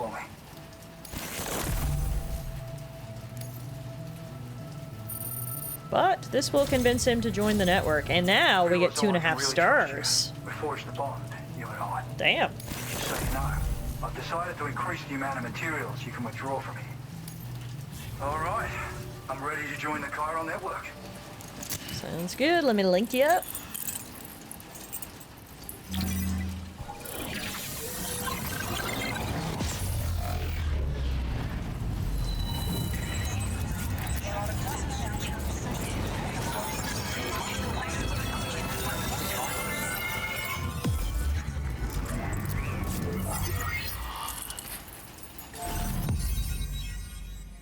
Perfect. New strand established. The Ghost Hunter has joined the chiral network. Beautiful. We got new gear data for a woodland porter suit. This pattern will camouflage you in muddy or mossy environments. We also got weapon data for a rocket box? A rocket launcher shaped like a piece of cargo and loaded with powerful MP warheads. The rockets can lock onto multiple targets and will be fired once the box is thrown into the air. What? Okay, that's crazy. Now displaying your current porter grade. My combat skill went up and my bridge link skill went up, getting us to porter grade 203. Thanks to you, we can finally close the book on the mystery of the headless riders. I like his little ghost Government rumors necklace. like that have a way of putting everyone Can't on be a edge. ghost hunter without a good Makes me wanna ghost stay necklace. inside all the more. Out here especially. Saw too many people cutting ties and keeping to themselves. Can't say any of us anticipated that the riders would be ghost mechs, though. And those mechs have something to do with Higgs, too. Isn't that right? Well, now that we know the truth of the matter, we can come up with ways to combat them and their tactics. Then, maybe it'll feel like we're actually making some progress at long last. You know, you've got the makings of a real ghost hunter. I've shared with you some schematics for my favorite tools of the trade. A rocket box and a camo suit pattern. The rocket box fires MP warheads. It's a portable, versatile weapon that's perfect for dealing with all kinds of entities. Dear Mr. Ghost Hunter, please find enclosed a monthly invoice for $50 more than whatever you were paying previously. Welcome to the chiral network. How do you know about Higgs, by the way? I'd heard a few stories about the red-clad warriors before you came through. That Higgs might be the one leading them came as quite the shock. He's the same bastard that's been distributing weapons all over the place, right? You're well informed. Trying to get everyone to take up arms and sow discord. That's exactly right. Forming lasting connections is out of the question if we can't find common ground. The spread of weapons and violence is a lot more terrifying than any sort of paranormal activity, if you ask me. Alright, what exactly does a ghost hunter do, by the way? Ever since the death Stranding, sightings of paranormal phenomena have been steadily increasing. Though a lot of these can be chalked up to simple misperception or misinformation. Among all these claims, tales of supernatural entities are especially common these days. And as a ghost hunter, I investigate the more promising reports to see if there's any truth to them. Fortunately, it's not feasible for me to go out and do research right now. So I have to rely on others to do my fieldwork for me. Okay, well, I'd best get going. You've done some wonderful work for me, Sam. So much so that I'd love it if you could continue. I intend to carry on with my research. There are a few things that I'm still pretty curious about. Maybe they're nothing more than baseless rumors, but if any seem promising, I'll contact you via the SSS. I hope I can count on you when the time comes. Good luck with your deliveries. Take care. Thanks, man. Alright, well, that's a side quest completed. Now, before we go any further, do I have any container repair spray on me? I can also offload all my unusable items, because we used some stuff during that battle that we no longer need to carry around with us. If we have container repair spray, I would like to spray it and see if we can fix up some of our stuff. Unfortunately, I don't think we have any. I don't see any. Dang. Well, actually, maybe we make some before we leave. Back up. Back up. I just want you to activate the terminal. Fabrication, fabricate equipment, container repair spray. I need this. I also need a bunch more blood bags because we burned through them all in that last battle. I also, I guess, need to make some more weapons as well, because we also burned through those in the last battle. We've got one assault rifle, one shotgun. Oh, I did pick up the 2 machine guns, actually, so that's probably good. Alright. Now let's use the container repair spray, which should be... I'm not sure what tab it's under. Here it is. Equip. And then... spray our stuff. Okay, perfect. It is unfortunately still pouring rain, but alas, that's all we can do. So I guess we need to go back up the mountain now. We'll try and take the tri-cruiser up, I guess. Let's see how it handles the mountain. May as well.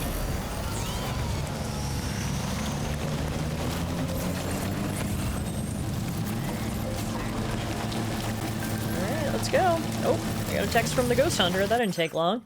The Headless Riders unmasked. I finally figured out the truth about the Headless Riders, who have been attacking porters night after night. Can you guess who was behind it all? Turns out the rumors about an all-new model of Ghost Mech were true. Fortunately, the Ghost Mechs responsible for terrorizing the roads were sent packing after a fierce battle. That hopefully means there will be no more attacks on porters for a while. But there's no way of knowing when the Ghost Mechs might come back. Be careful out there, everyone. And the local porters say, knowing what's behind the attacks doesn't make them less scary. I'll be taking extra care whenever I travel at night. And the chronobiologist says, I spotted a cute kangaroo near Hartman's lab. I was able to take a snap before it ran away, but the photo didn't come out very well. Every 21 minutes, my eyesight gets a pretty significant boost for a period of 3 minutes. There you have it. That's her 21-minute syndrome. Honestly, that is way better than the other 2 21-minute syndromes that we're aware of.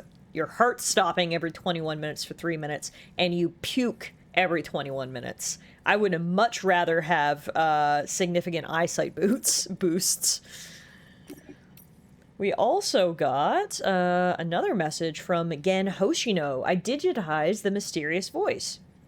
Hey Sam, do you remember that recording you brought me? The one with the mysterious crying voice on it? Well, Tarman was right. It can't be digitized by traditional methods. I had to create my own version of it by ear using an app. Anyway, it should be in a format we can share over the chiral network now. Tarman says, that's quite some ear you got there. Nice work. There's a metagenomicist at the next place we're hooking up with who knows a lot about beach-dwelling creatures. We'll check with her. Alright. Sounds good. Well, let's see how far the tri-cruiser can bring us up this hill. Luckily, it didn't seem too steep here when we were coming down originally, so let's see what we can get done. The good thing about the tri-cruiser as well is I can pick up cargo while I'm on it, which is nice. So if we see anything on the way up, we can pick it up.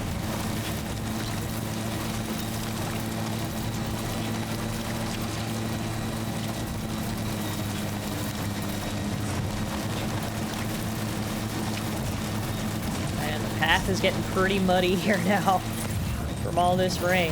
Ooh. Oh no, I hit a rock! And that ruined my forward momentum. No! Come on! There we go. There we go.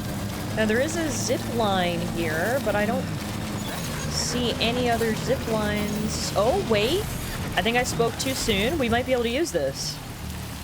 There's another zip line. It's right there. I can see it. I guess it's too far away? Oh, that's lame. You can literally see the other zipline right there, but I guess it's out of range of this zipline, which means that zipline is useless. Alright, well, let's continue driving upwards in the rain.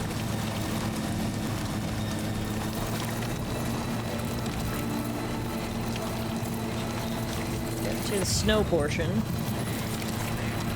Not sure if this will be better or worse if it turns to snow. There's some food rations we can grab here for the chronobiologist, seeing as we're going to see her anyway.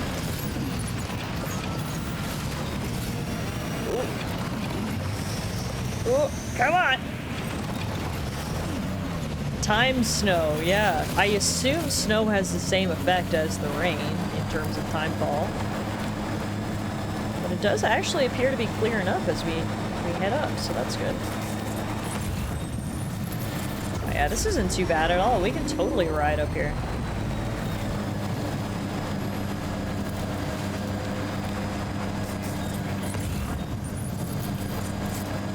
Alright, and we're back.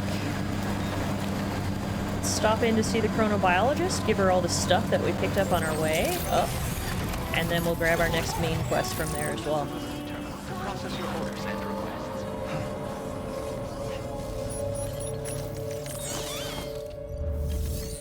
Alrighty, I've got food rations and more food rations.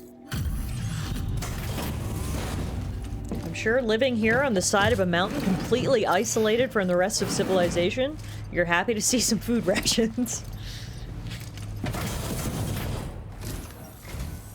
Hey there. Thanks for stopping by. I'll go ahead and review the orders in the system.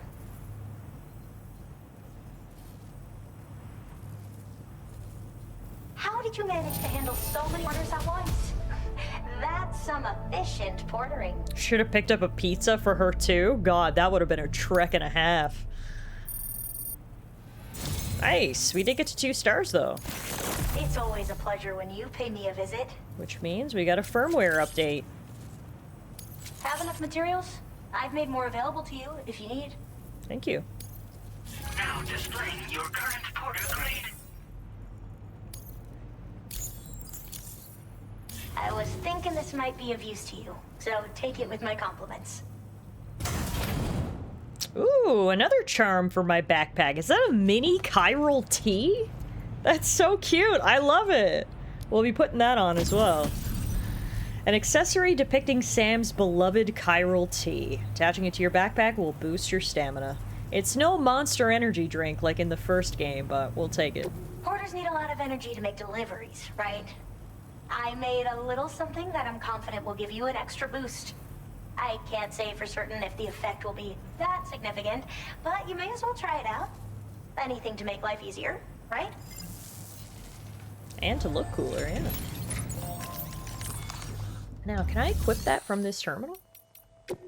Customized look. No, dang. I can only, like, do my hat and stuff. I can put on my new suit, though. The woodland suit. Oh, no, wait. It's a separate tab. Backpack customization. Here we go. We got the crypto biota on one side and the chiral tea on the other. The 2 components of a balanced breakfast. Love that. Okay. Alrighty, let's pick up our next order. Our next destination is the metagenomicist. An emu that can survive exposure to timefall has been discovered, and she wants to research the curious creature. Deliver the timefall-resistant emu to the metagenomicist so she may unravel its mysteries. Okay, so the emu is back down by the river. It's in this rocky pillar area, so we gotta go find the emu, rescue it, and then we're going all the way over here to the metagenomicist, which is actually pretty far. We have to go past the pizza chef. So if we see anything for him, we'll make sure we make a delivery. There is, unfortunately, a BT area southwest of the pizza chef that we're gonna have to navigate. And then additionally, what is this, a river? Yeah, Cliffside River. It doesn't look that wide, though, so we should be okay, but this is going to be a multi-step process. First, we go back down the mountain the way we came, cross the river, get the emu, and then go up around the mountain, through the BTs, over the river, and to the metagenomicist. They are not making it easy for us, Muffin. Hi, Beeb. You want to come say hi to everyone? They can't see you on that side. You gotta come over on this side. Come here. Let's come say hi to everybody. Huh? Nothing. No, I only want to be on this side, Mother, where they can't see me. Alrighty then. Let's check out our APAS enhancements, because we've got lots of memory to spare. Anything cool? Increases the fire rate of MP weapons. That could be cool. I think I'm probably going to get that. What's this one? Improved coffin board. How much was the MP weapons one? That was 100. We can get both. The increased MP weapon firing rate and improved coffin board. I'm actually gonna make another coffin board now, and we'll take that with us to go down the hill and across the river.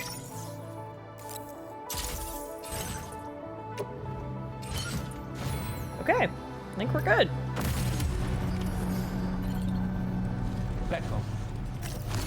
Becco, let's go for a ride.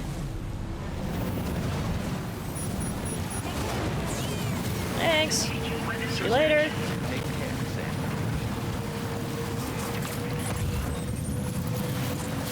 So if we see any cargo for the pizza chef, we should pick it up, because we have to go right by the pizza chef. I think I saw some down here before.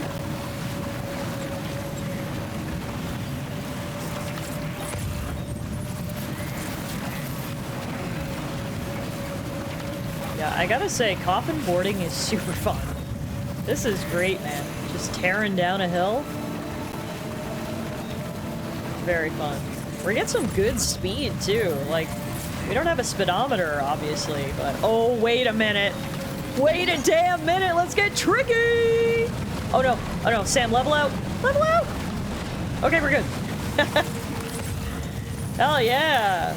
Now we're catching some air. That was fun. Shout out to whoever built that ramp there.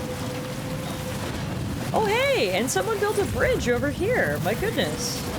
My fellow porters are putting in work. It is raining yet again. Hey.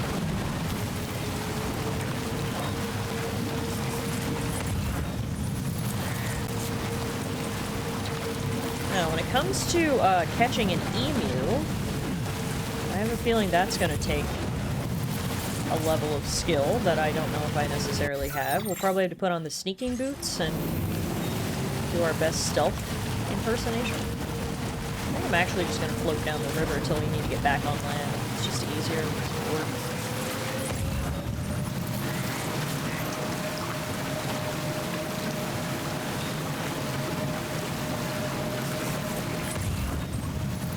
We're getting close. Yeah. I did see something there for the pizza chef, so let's go grab that.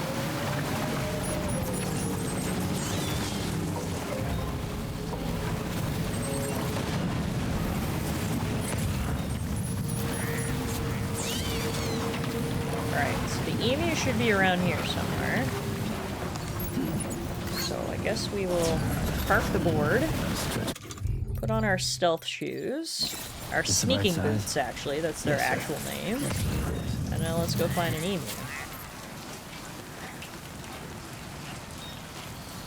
Oh, I see it. It's over there. This is the spot where it was last seen. Emus are awfully fast. This search may take a while. No, I literally found it. It's right there. Now we just have to quietly sneak up on it.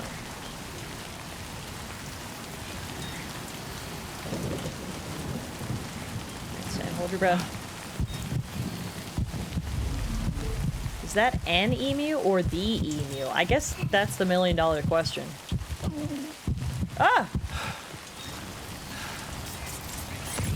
I'm in my sneaking boots and I was holding my breath. How did it hear me? I'm just gonna assume this is the right emu, because, what the fuck? How am I gonna do this?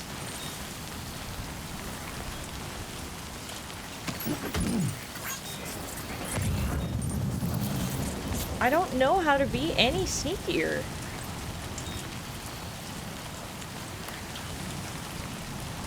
What if I just run after it? Am I faster than an emu? What if I just straight up sprint?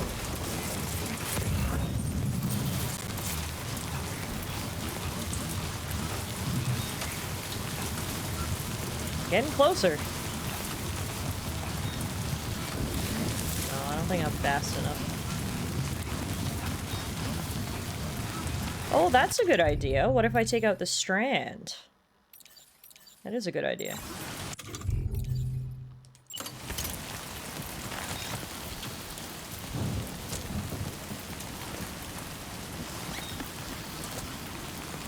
I thought I could swing the strand like a lasso.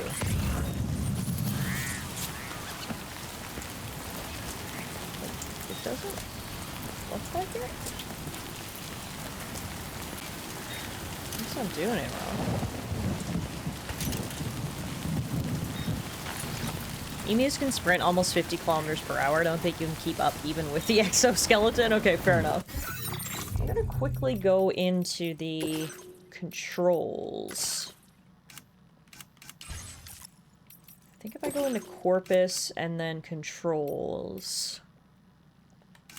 I thought there was a way to, like, lasso my strand.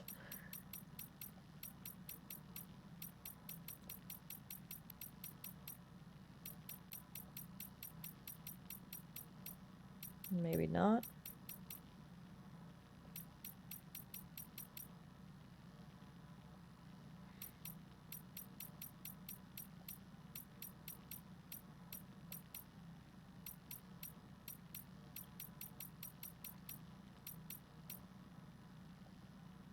Yeah, it just says equip the strand, then press left trigger to ready it. Once your strand is ready, it can be used to parry enemy attacks by holding right trigger, but it doesn't say that I can use it like a lasso. Tall grass, getting low, dealing with searchlights. I guess not. I was hoping we could use that to help us, but... I don't know how we're gonna catch this thing. Like I said, I got my sneaking boots on. I'm holding my breath. I'm going so slow. I'm not sure what else to do. Unless we try to, like, cut it off and come around a different way. Oh, wait! Got it! Okay. I just came at it at the right angle and was able to grab it. Alright. We'll take that. Issue here is that is too big for me to carry. So what do we do now? Fuck.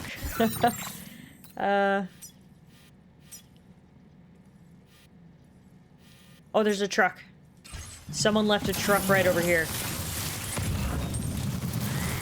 Bless.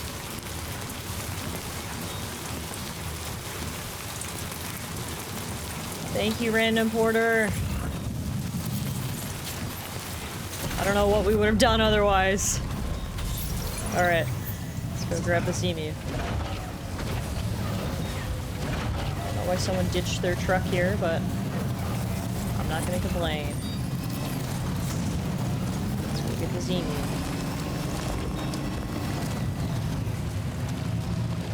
This guide says it dashes periodically anyway, so I don't think it even saw you thinking about, oh, it was kind of just random.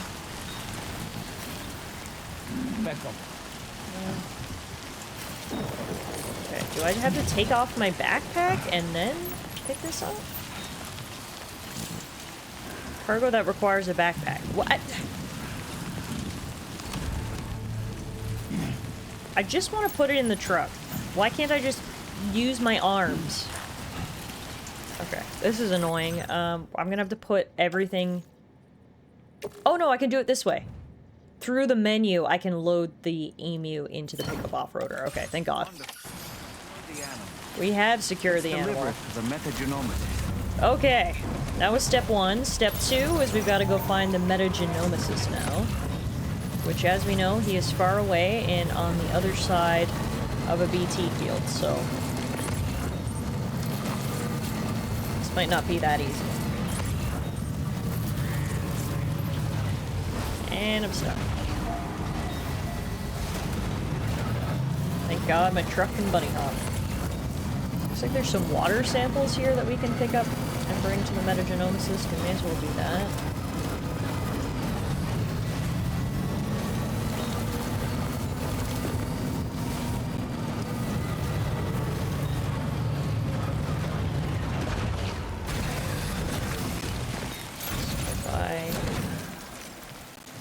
Cargo management.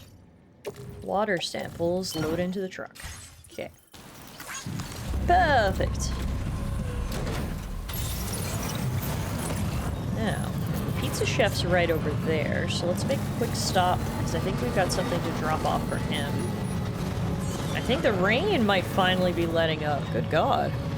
Drawbacks of not using your own truck. It doesn't have all the bells and whistles. Yeah, exactly. I've been spoiled.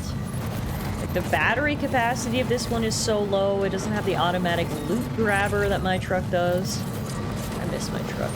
I feel like I'm cheating on my truck with this other truck.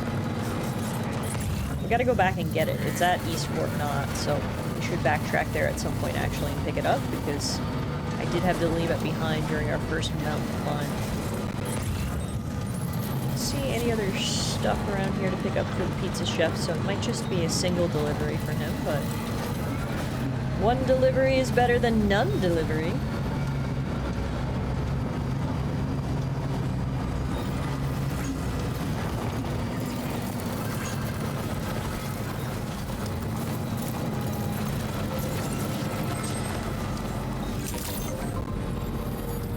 Hello? I Miss My Truck is 100% the title of some mid-2010s 13 and a dozen country song. I miss my truck. Yeah, I hear it. Oh, I got two things for him, actually. Vintage wine and special hand wipes. It's my favorite thing. Put that Chevy into high gear. Baby, come and ride with me. I miss my truck. I see that you've returned. Wait while I check the orders. I think I just made a certified hit for country radio. What's so special about those hand wipes? This is a good question, actually. I'm glad. Not sure what makes them special hand wipes, but it did get us to 3 stars, so I'll take it. I've kept this data under lock and key here for a while now. But I think you will put it to good use. Wow, machine gun level 2.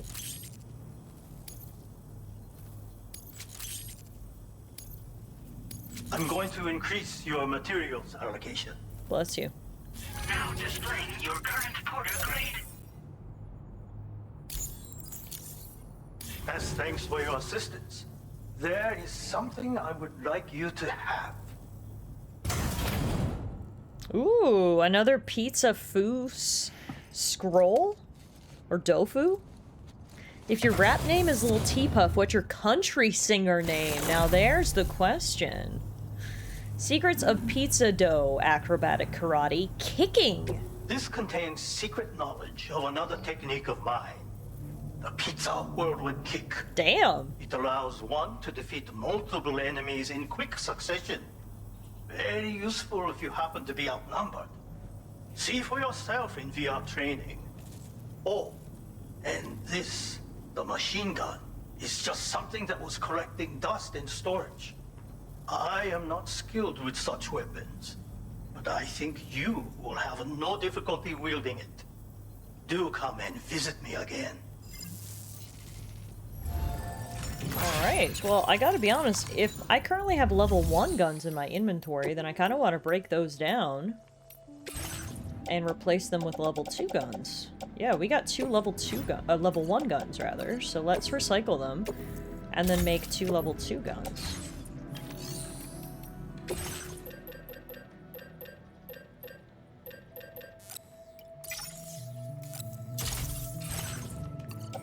Alright, so we'll take those with me, and then considering this guy has a ton of materials, why don't we take what we can carry, and then if we see any auto pavers around, we'll be good to contribute.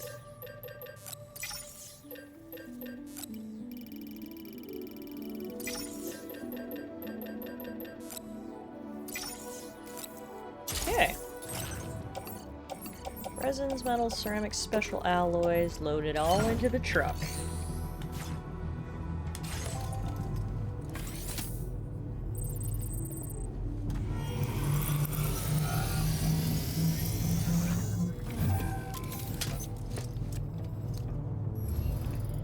Alrighty. I don't know if we can even build any infrastructure up this way, but God knows if we can, I won't be arriving empty-handed. Alrighty. Unfortunately, the truck's seen better days due to the amount of time it's been out in the timefall, but that's fine. Now, as we learned last time we came up here, there is going to be a BT field, so my strategy for that, honestly, is probably going to be just to go run straight through. Leave the BTs in the dust. See, and this is why I didn't bring the truck up the mountain. It is not good with verticals. This is only a slight incline. Come on. No? No?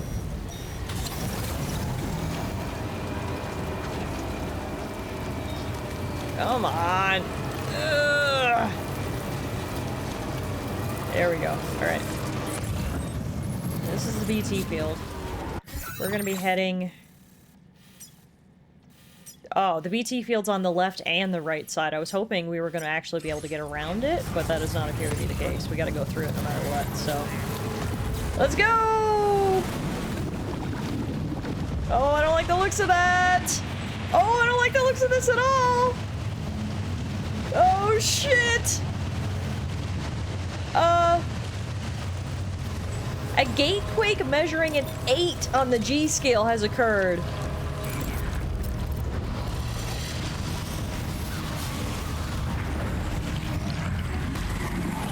I've never seen this. Did you guys see what that is?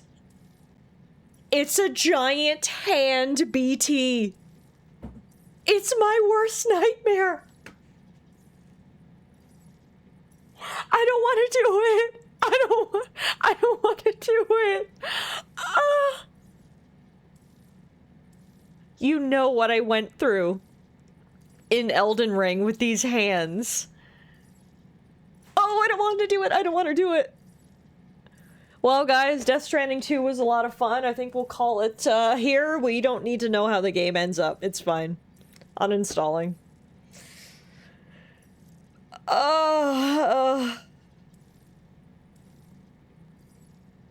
Fuck! Kind of BT before. There's no telling what it can do. I don't like it! I don't like it! Oh my god, it's giving me such shivers!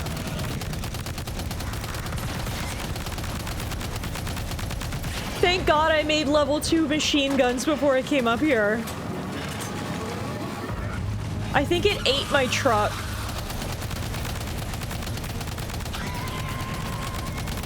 I cannot believe there are giant hand enemies in this game.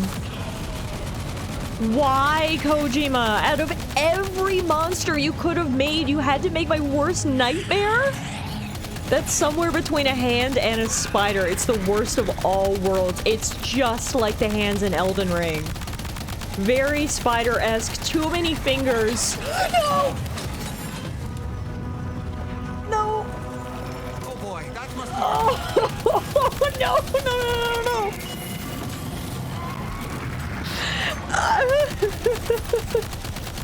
I hate it, I hate it, I hate it, I hate it, I hate it. Please don't charge at me again. I can't take it. Where is it? I'm doing great, thank you. I don't feel like I'm doing great.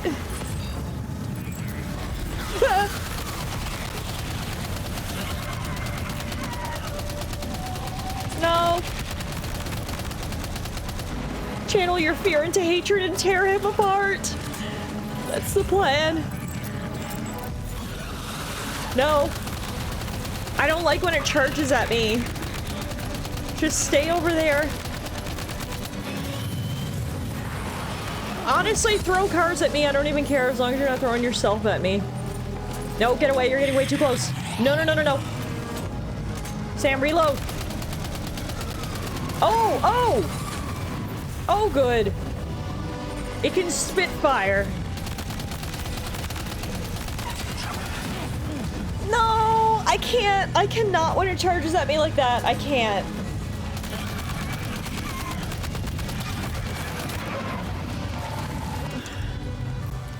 We went through one machine gun and I don't have any more. Grenade pistol? I flipped it onto its side. Oh, it's so gross. Other grenades.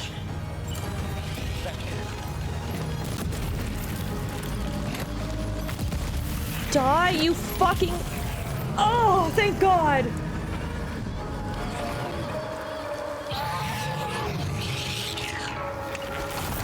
It had a mouth on its wrist?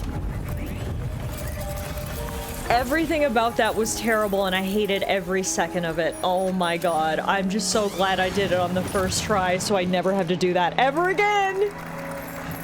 Let's hope and pray that is the one and only hand BT in the entire game. That was disgusting. It was so spider-like.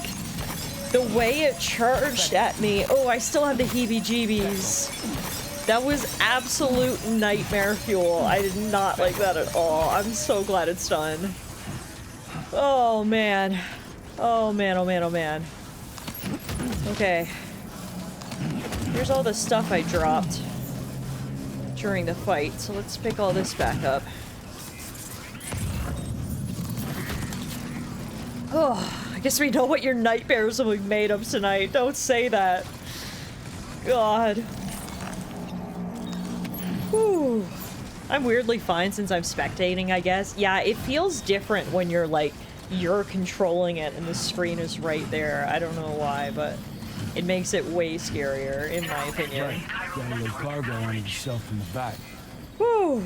Okay, we did it. We're fine. We survived. We made it through.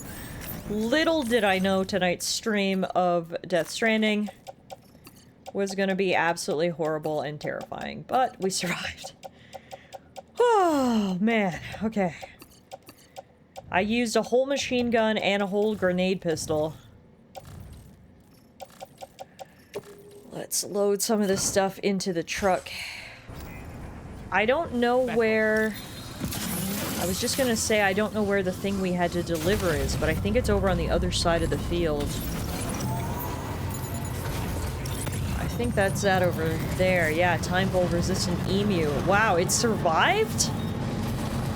I gotta be honest, I kind of forgot we had a living creature on board the truck. But I guess it's okay. Are you still alive in there, little buddy? Back up. Oh yeah, it's still wiggling. That's a good sign. Oh my God, okay. I'm gonna move the truck a little bit closer before we can get the emu on board. There we go. Okay. Wow. Oh my God, I still got shivers. Shake that off. You alive in there? Literally. I don't even know where he went during that battle. I assume he was sucked into the tar? I don't know. Whew. Yeah, that was crazy. Okay. Anything in this post box? Facility storage. There's nothing in there. Okay. On the bright side, because we took down that absolute hell spawn, I believe the entire BT field is gone now, so it should be smooth sailing from here on out.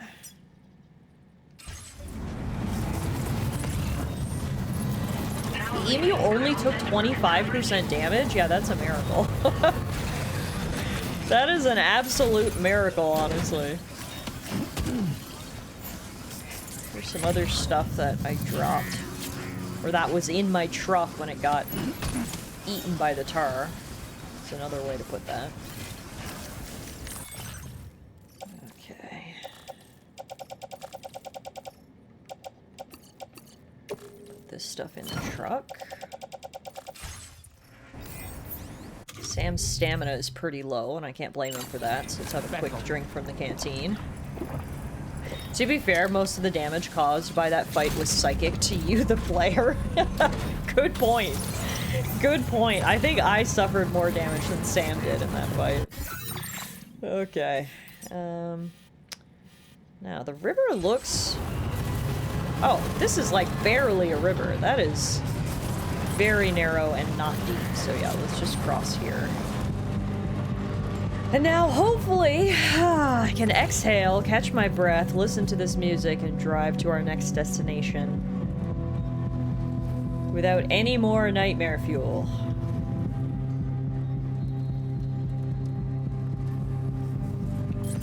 Whew. God, that was terrible.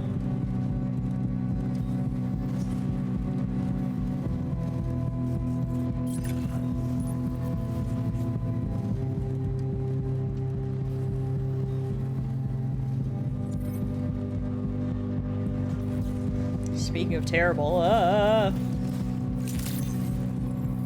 Good day, Sam. Your operator's credentials verified. Welcome, Sam. Security measures lifted. Weapons detected. Be advised that usage is restricted inside facility grounds. well, there's another mine here and a monorail track. Okay, noted. We'll come back here later. Take care, Sam. I just gotta finish this delivery right now.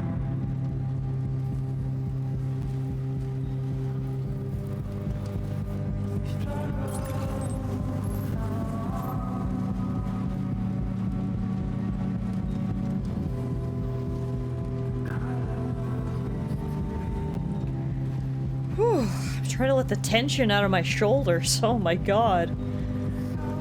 That was literally my worst nightmare. A hand mixed with a spider. It's the exact things that were in Elden Ring.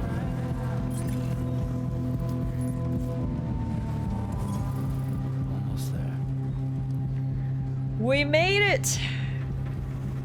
It was not easy to get here. I hope the metagenomicist appreciates what I had to do to get here. What trials and tribulations I had to overcome. You handled it really well, though, comparatively speaking. Thank you. I mean, I didn't stop playing the game and request someone to mod out the enemy, so I'm already ahead of my Elden Ring days. Okay, yeah, this stuff took a little bit of damage, but all things considered, it's arriving in pretty pristine condition. We've arrived with the timefall-resistant emu and the water samples. Oh my god. Whew. That was a lot. I feel like I need to go crack a beer after that. God damn. I've been looking forward to this delivery. Now let's take a look.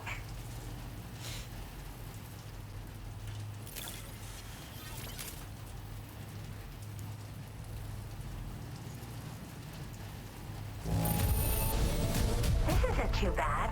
Good enough for me, I think. It better be good enough for you. I don't know what else you expect me to do. I did literally my best, so I'll take the A grade.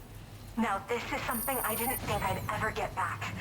Guess I was too quick to give up hope. My research is going well, and I have you to thank for it. All that's left is to connect me to the chiral network. I'm ready. Alright, let's do this.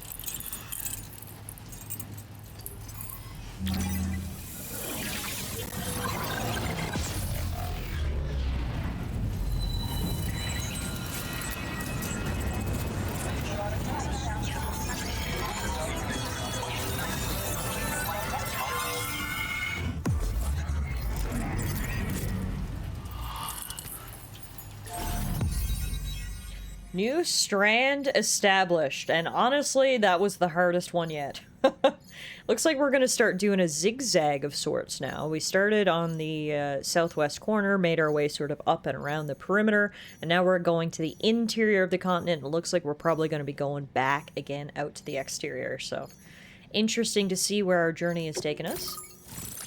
But the metagenomicist has been added to the chiral network. And it was not easy to get that done, that's for sure. So I hope she appreciates it. She did give us weapon data for an EX capture grenade, a grenade that has a special effect on large BTs, aka catchers. Defeating a weakened catcher by throwing an EX capture grenade into its mouth will produce a BT crystal. What? Okay. We also got the music data for Afraid, which, like you said, TS, was a very timely track for what just happened. Now, our combat did level up after that encounter with the spider hand, getting us to Porter Grade 204. We are still a master deliverer, and our total playtime is approaching 35 hours. We've delivered over 4,000 kilograms of cargo, 220 unique pieces, over 272 kilometers. We've connected 29 different areas to the chiral network.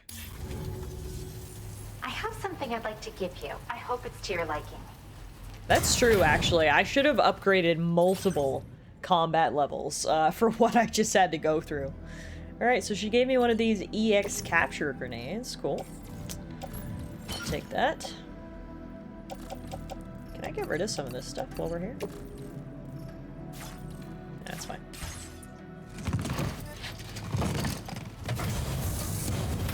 All hooked up at last.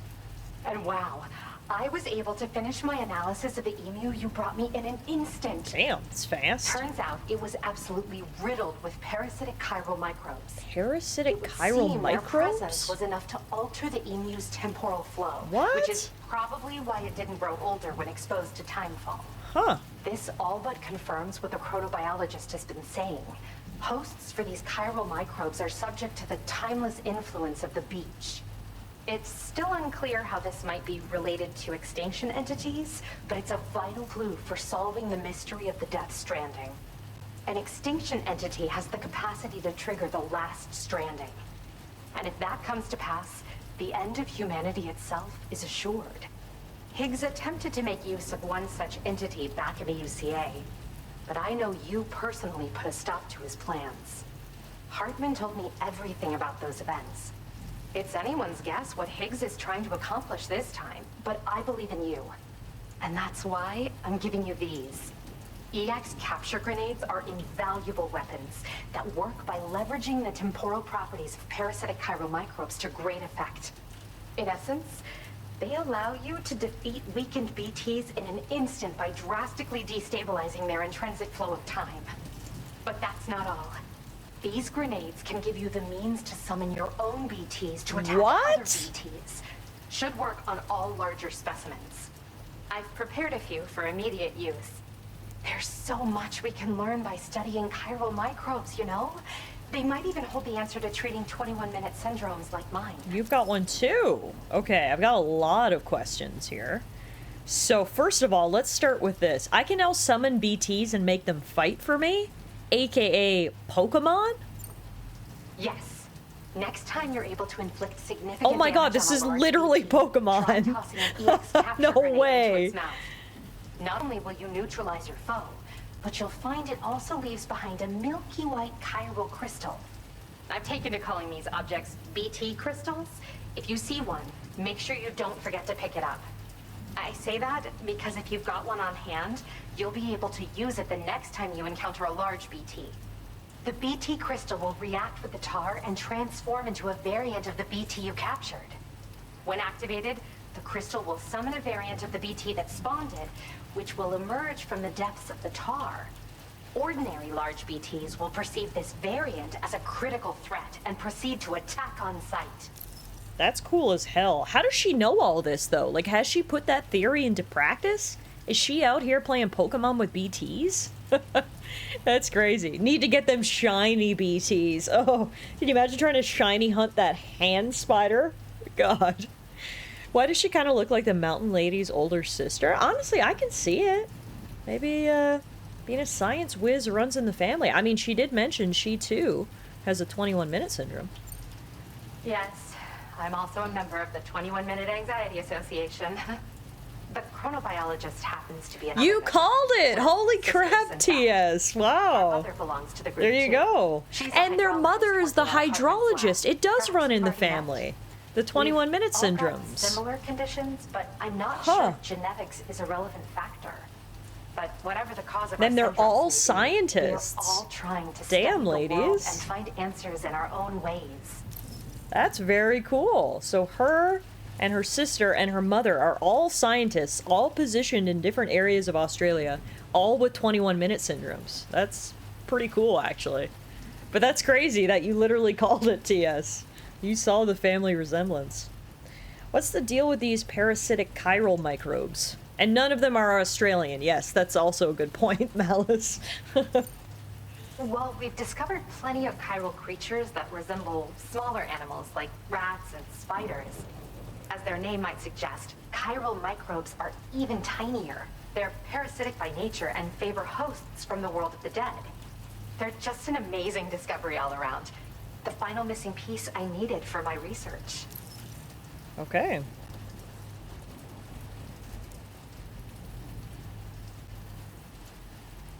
Well, I'd best get a move on. In recent days, large BTs have been growing more active in the region to the south of this facility. It's possible that this too could be a consequence of Higgs's efforts. If you're headed that way, you had better be prepared for the worst. I've already seen the worst.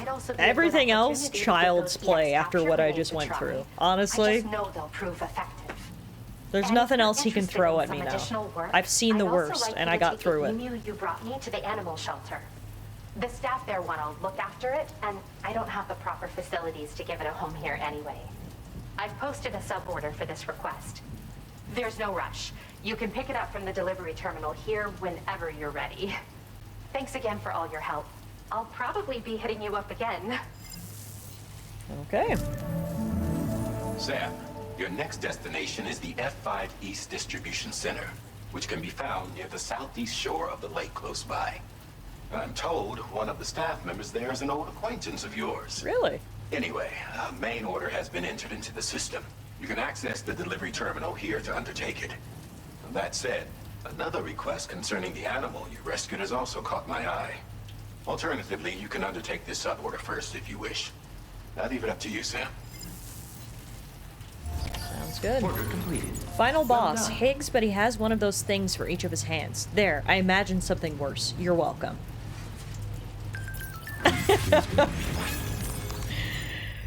Okay, so our sub-order. We need to deliver the emu that Sam rescued to the animal shelter.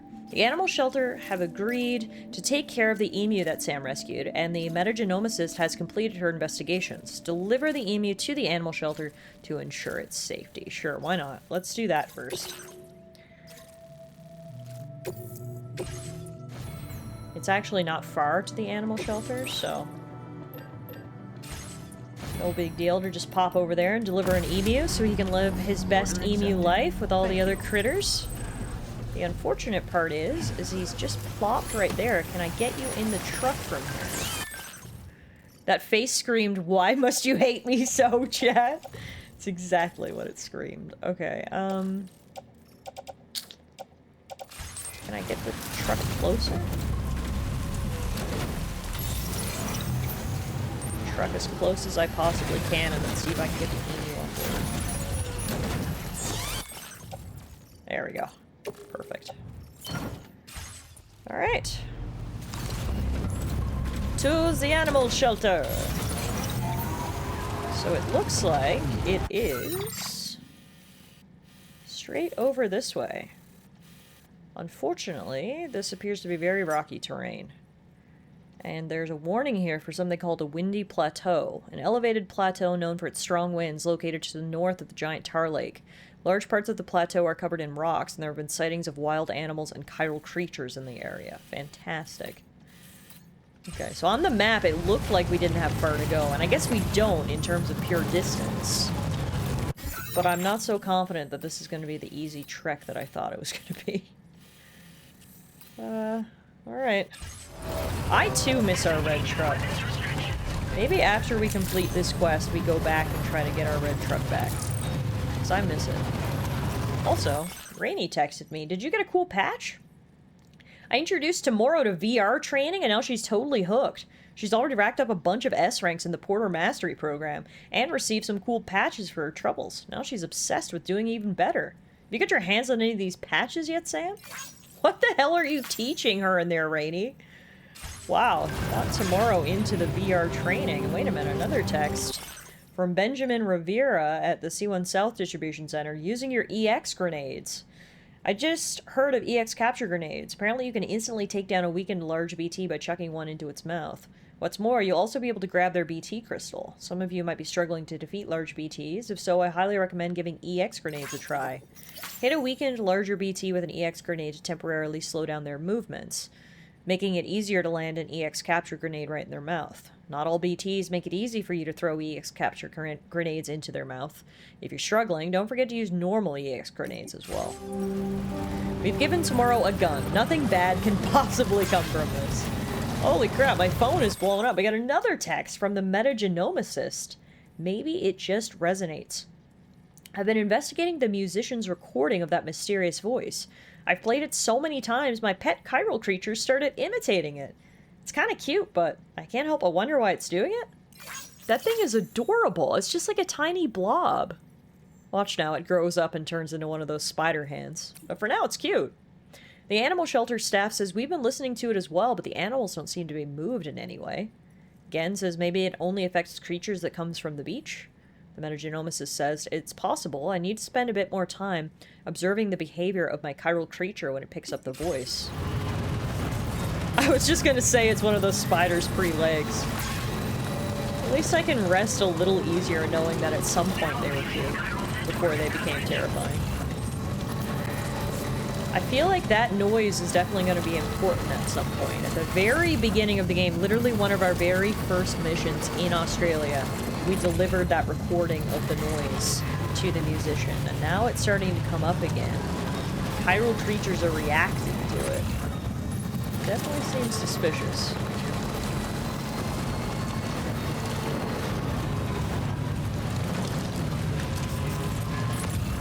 Yeah, I hate this truck because I can't pick up any loot. Because I'm not going to stop the truck and get out because, look, there's nightmare fuel like spiders around. So I can't pick up any loot, which really sucks. On the bright side, though, this rocky terrain wasn't as rocky as I feared it was going to be. We managed to traverse it rather easily. I gotta double check where we are. Oh, we still got a ways to go. For some reason, I didn't think it was that far. Lots of things are slowly starting to unwind. Yes. Kojima is finally starting to give us some breadcrumbs that I've desperately been asking for.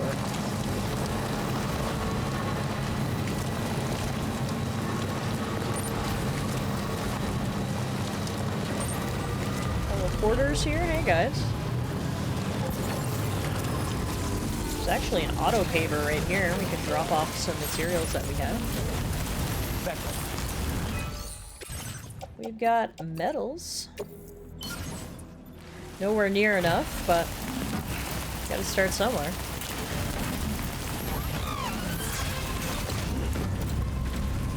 Maybe if I get started, some other porters can come along and finish it. Also, is it just this chapter the reason why it's raining so much all the time? I feel like it has never rained this long, this consistently before, and then we enter chapter 8 and it's just a downpour constantly.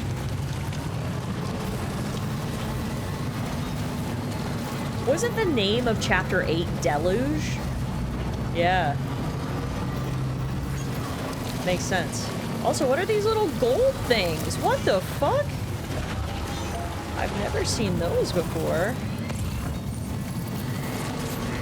But yeah, this must have a story reason for why it's raining all the time.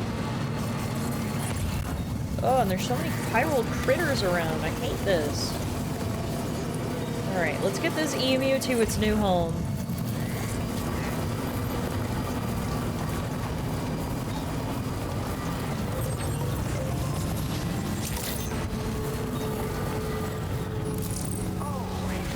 Hi guys, I'm back.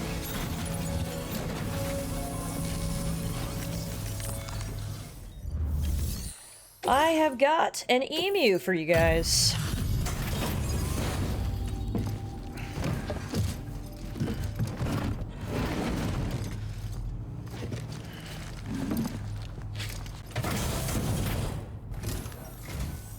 Hello again.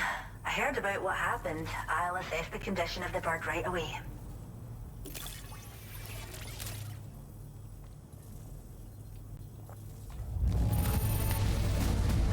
you's a happy little guy, eh? Thanks for taking such good care of it. You're welcome. Now displaying your current porter grade. Got us to porter level 37. The levels are slow coming at this point, but it did get us to 205 We grade appreciate you overall. helping with our conservation activities. The animals have never been happier. Till next time. Okay, that wasn't so bad. Well done. Now, here's what I think I'm gonna do. I think I'm going to... There's, like, really nothing in this truck that I care about. There's a bit of resins and a bit of special alloys, but nothing, like, imperative. I think what I'm gonna do is I'm gonna leave the truck behind, and I'm gonna try out one of these teleporters for the first time. Unless I imagined it, I think I saw one right over here. Yeah, so I've never used one of these before. I believe they're called transponders? No, wait a minute. This is the personal shelter. I thought this was the teleporter thingy. Oh yeah, it is. Okay, beach jump. So what we can do is we can fast travel to other areas. Oh, never mind. What I was hoping is we could fast travel back to the Metagenosis place. But no, it looks like she does not have a teleportation spot. Every other place has a transponder, pretty much. Except for the one spot I want to go to, of course.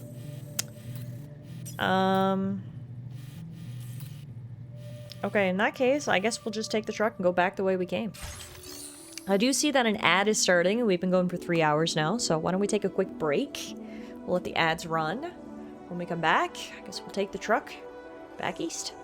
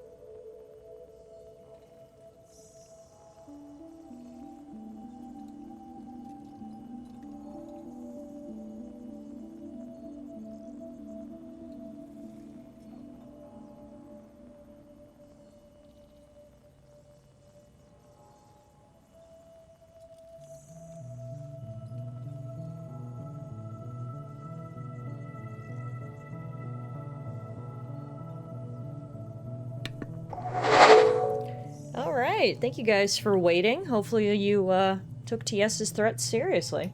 I decided to reward myself with that beer I was talking about for surviving 3 out of 5 work days, for surviving the negotiations with my ISP, for surviving the battle against the spider hand. I figured surviving all those things deserves a good treat, right? So, cheers, everybody. Ah. Nice. Alright, well, unfortunately, we're not going to be able to teleport over there like I hoped we were going to be able to. So, let's go back and get the truck, and guess we're driving back the old-fashioned way. I think what I'm going to do is once we get back over, I'm going to take the Magellan itself and fast travel back to East Fort Knott. Then I think I can load my truck onto the Magellan and teleport back, and that way my truck will come with us. Because, yeah, driving this truck has made me really realize how much I miss my actual upgraded truck. I had to start getting creative with those at some point. Tell people to stay hydrated long enough, they'll probably start doing it, even without threats. Like, can you imagine? The audacity.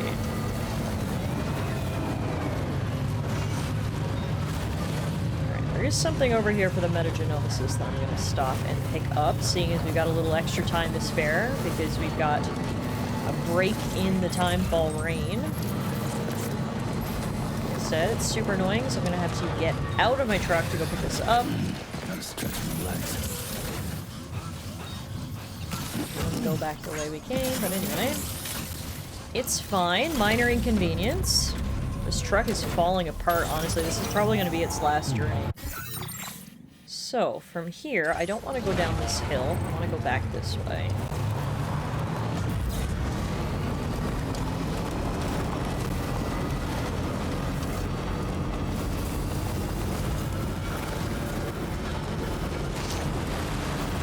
Bridge.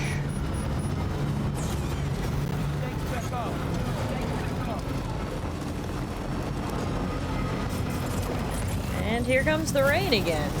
Yeah, this has got to be story related. This is a lot of rain.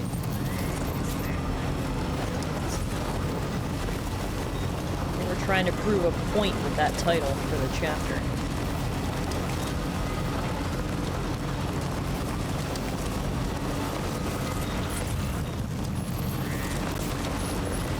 That we see for the metagenomicist on the way, we will pick up, such as this wearable device that I see over here.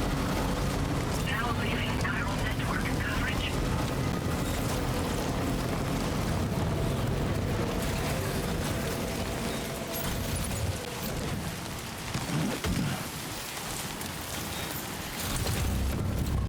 Oh god, I didn't notice how many chiral spiders were behind me. Oh, that was disgusting. I'm glad I didn't notice until I was getting back in the truck, because that was terrible. Oh, I hate everything about this. Okay, we're almost back. Make our deliveries, and then we're going to get our good truck. Although, where are we heading next? I think we're heading down there. If that's the case, maybe I shouldn't get my truck yet, because I think we're going to need to sort of rappel down this cliff. Let's double check where our next objective is before I go back and get the truck. Unfortunately, the past little while, most of tonight's stream, we've been in areas that aren't really conducive to Cybertrucks, so I'm hesitant to bring it and leave it somewhere where it's going to get stuck, whereas I know it's completely safe and sound at East Fort Knott, so. I don't even know what my truck is stuck on. I think it's just breaking down. Weapons detected. Be advised that usage is restricted. Alright, let's make these deliveries and then check on the location of our next main quest. We've got high performance springs and a wearable device, aka a fitness tracker? Looks like a Fitbit. But yeah, this old truck has seen better days, that's for sure.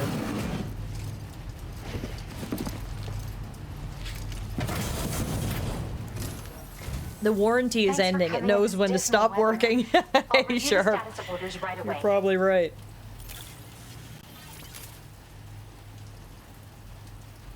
Just had to surprise me with this of all things. Thank you. I really missed it. You're welcome. So glad you're so happy about it. So much so, we get to 2 stars. Thank you. You've been a pillar of support. You can use more of my materials now. I hope you make wonderful things with them. Now displaying your current Driving a beat-up truck, drinking beer, you really are turning into a country artist. You're right. I have something I'd like to give you. I hope it's to your liking. Cheers. What the hell is that? Is that like a plushie of her little pet? No. Is it a hat? What is it? It's a hat! No way! I never thought I'd find something that maybe would replace the bunny hat, but... This is called a chiral rodent hat. When equipped, it has a calming effect on nearby chiral creatures, which is good too. But it's exactly what it looks like. This hat is a living organism. Oh! I raised it here, in fact. It regularly emits cries that humans can't hear. That's a plot twist. When other chiral creatures hear the sound, they grow much more calm and relaxed. I've actually been studying the unique noises chiral creatures make as part of a joint project with the musician. And at some point, this little guy started copying what he heard in my lab. I don't understand it myself yet, but the takeaway is that if you wear this hat, you should find it easier to pass through areas with chiral creatures. Which is great. Put it on and test it out. And come back soon. It also looks adorable, and I also can't believe it's actually a living organism. Yeah, we gotta try this out. Okay. Here it is. Chiral rodent hat. It's literally just a slime that sits on my head. I don't even think I'd go so far as to call it a hat. It's literally just one of these little slimes sitting on my head. I guess we got ourselves a pet, folks. It's kind of cute. And yeah, it is strictly better than the bunny hat based on its effect. That'll come in handy.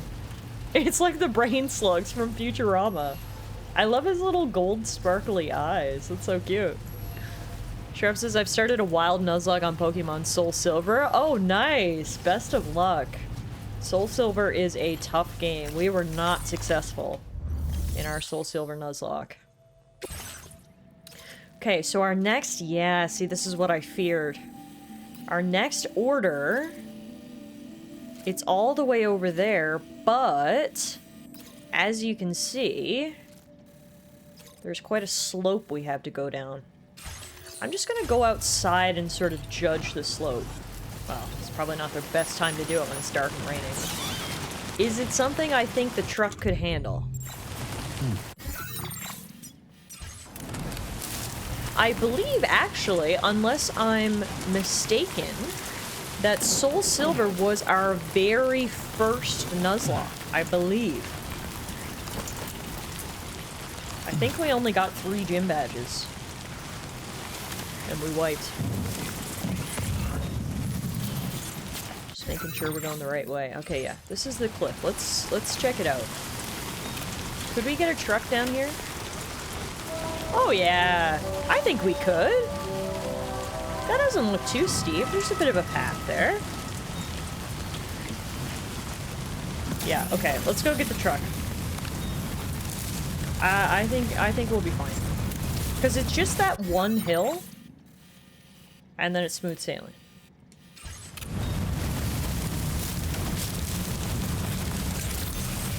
But yeah, I mean, the Soul Silver Nuzlocke was so long ago, I wouldn't be able to tell you the names of any of the Pokemon or anything like that.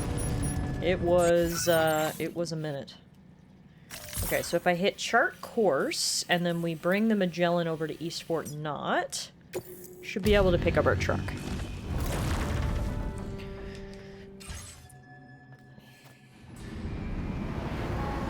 You got 4 badges, so I'll finish it for all of you. Nice. You can pick up the torch sharp. I like it. No, I mean, Soul Silver and Heart Gold are known for being, like, difficult Pokemon games. And people like that, because a lot of times people find Pokemon games to be a bit too easy, so... I probably bit off a little bit more than I could chew by choosing that one as my very first Nuzlocke adventure. Maybe we'll have to return to that someday.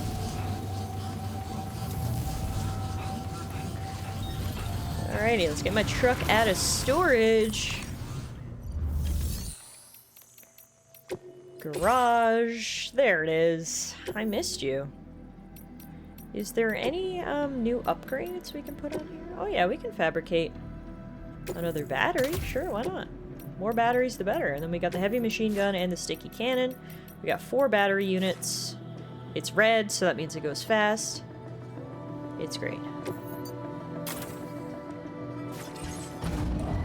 I mean, it's the only generation that has 16 badges. True, so that alone makes it twice as difficult. That's a great point. That's a great point. Johto, or Gen 2, is my all-time favorite gen. So if there was any game that I would like to revisit, it would be Heart Gold, Soul Silver. So that's my all-time favorite Pokemon adventure. Alrighty, so if I put the truck back on board the Magellan, and now I fast travel back to where we were, we should be able to take the truck with us on the next leg of the journey. So we're going to the Metagenomicist.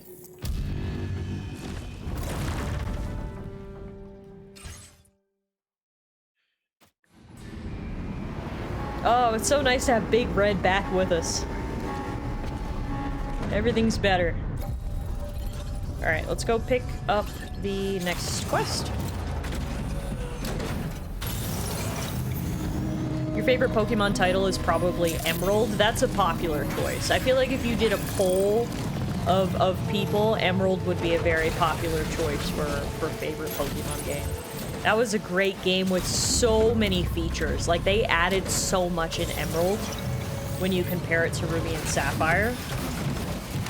It's the reason why people like Heart Gold and Soul Silver so much too, because even though they were remakes that were faithful to the original games, but also at the same time added lots of improvements and new features. Which is like exactly what you want from a remake, honestly, in my opinion. Alright, next up, the tar is eating away at our next destination, the F5 East Distribution Center, as a result of a void out in Lakeside Fort Knott, F5.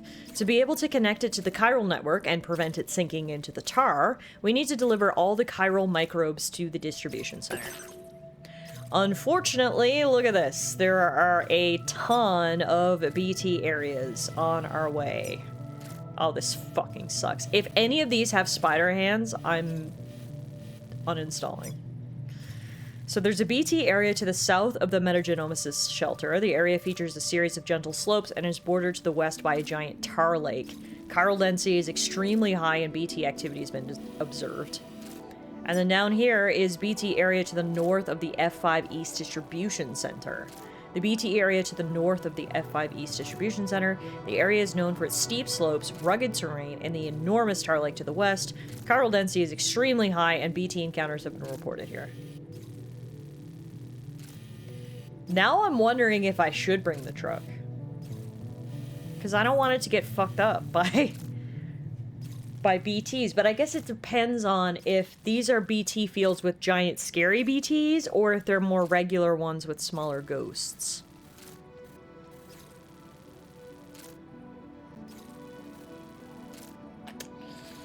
I don't know. I don't know what the best thing is to do, and clearly there's no way around these BTs because the only other place is the giant tar lake. Australia's largest tar lake formed by a number of void outs. The tar is said to be bottomless, and emerging alive after being submerged is easier said than done. Cargo washes up on the shores of the lake from time to time.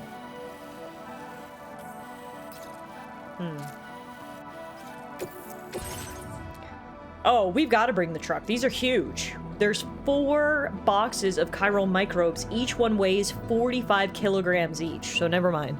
That makes my decision for me. These are a new type of chiral microorganism discovered by the metagenomicists. It has been observed absorbing tar into its amoeba-like body, then solidifying and excreting it. It's thought it could be put to use to prevent tar erosion. Yeah, okay. That makes my decision easy. In terms of equipment, if we're gonna be fighting BTs, what do we got? We got a shotgun, a machine gun. That's it? Oh, that's not gonna be nearly enough. That's not gonna be nearly enough. I also want an assault rifle, another machine gun. Do we have blood grenades? Yes, we've got blood grenades. I want EX grenades as well. Okay. That's better. I mean, I'm hoping we maybe don't have to fight. If we can just zoom by them, that'll be great. Maybe my little guy on my head can help me out a little bit. Dissuade some of them from attacking me, but we'll see. Let's go. Order accepted. Thank you.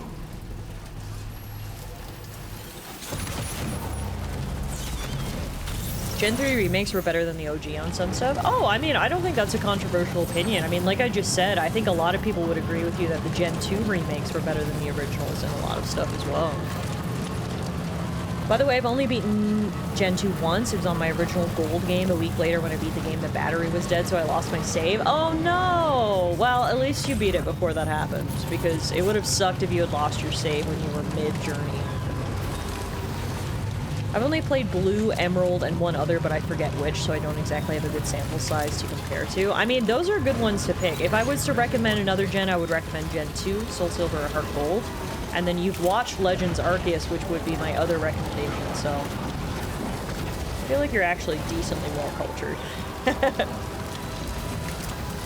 Alright, coming down the mountain. This would be a lot easier if it wasn't dark and raining. This is not going to help with avoiding the VTs, but...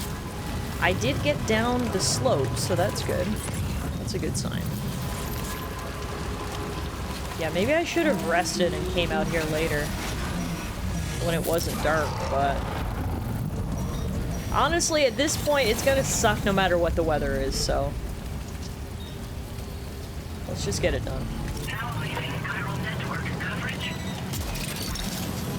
Let's just get it done. So can I go right around along... the coastline? I can. I'm gonna do that. So at least if I have the lake to my right side... oh my god. Okay. If it's a hand, I swear to fucking god, I'm out. Oh, it's a tentacle monster. Great. My second choice. My second choice.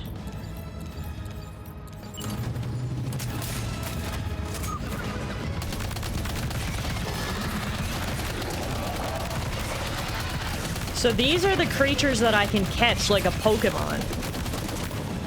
I don't know if I want one.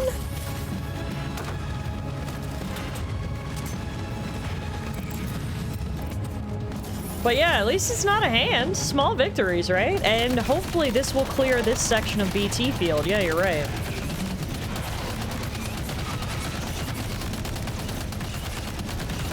Oh, the tentacles are still so gross, though. Why are all the BTs have to be disgusting? Why can't they just be like whales? I don't remember there being so many tentacles or appendages in the first game. That's all I'll say. I'm not sure what kink Kojima's exercising here, but I don't like it. Does this thing even have a mouth for me to throw a grenade into? Monster into a BT crystal you can use later. Alright, I suppose I'll give it a try. I don't know where its throat is, but I guess we'll try. EX capture grenade. This is your favorite Pokemon, Tentacool. I'm used to my Pokemon being a lot cuter. Yeah, me too, Malice. Like, I don't think it has a mouth.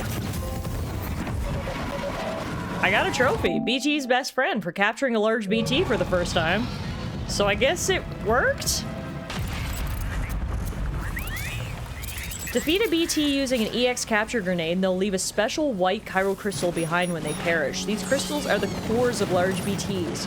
Don't forget to pick them up. So this was basically a creature catching tutorial here. Okay, I guess I got my first Pokemon? So how do I use this in battle? Is it just like in my inventory now? I don't see it. Oh yeah, I do see it. BT crystal for an octopoid. Huh. Well, there you have it. I guess now we're going into another BT field for the next part of the tutorial, which is they want me to summon this thing in battle against another BT.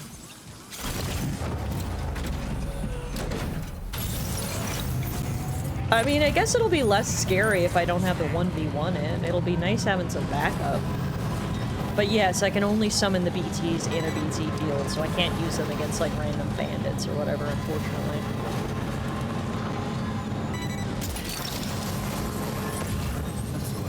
Alright, well, yeah, at least it cleared up this area for now, and the rain has stopped, so we can kind of enjoy riding along the lake.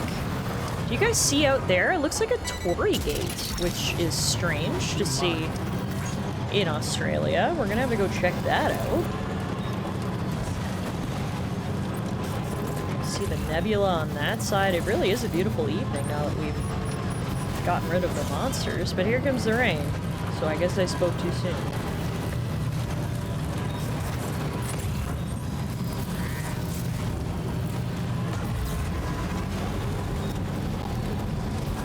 Yeah, I'm making a detour to go see what this is.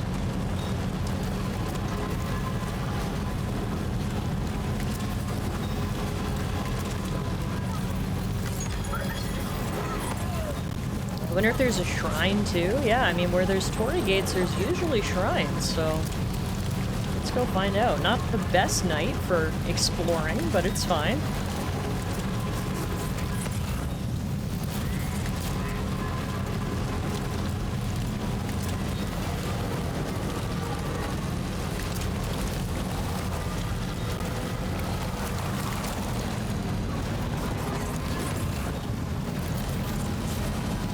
Wait a second, did I lose sight of it? Must be out on this outcropping, isn't it?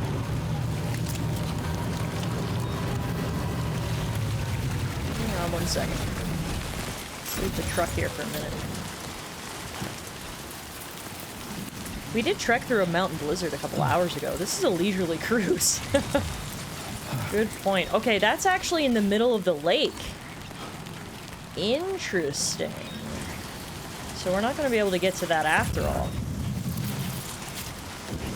So I don't really fancy going that far out in Tar. Might have to find some other way to investigate it, though. It seems like they wouldn't just put that there and it not mean anything. Maybe it'll be part of a future quest, or maybe there'll be some other way to get out there. Yeah, if we had a coffin board, that would actually be a perfect way to get out there, so maybe that's what we do. When we get to the next city, we make a coffin board and then we can go out exploring. That's actually a great point. Speaking of the next city... Yeah, we haven't passed through the next BT field yet. That's coming up.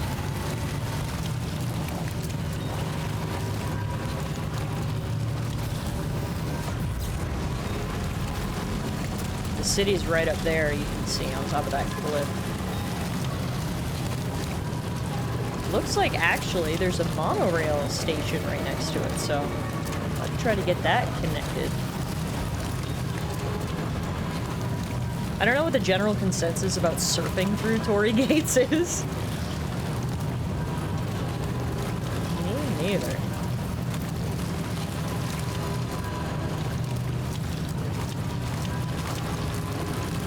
I imagine people won't be too pleased, but Sam's too cool for rules.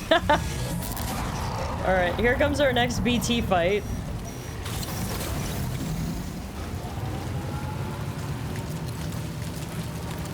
actually see any BTs yet, though.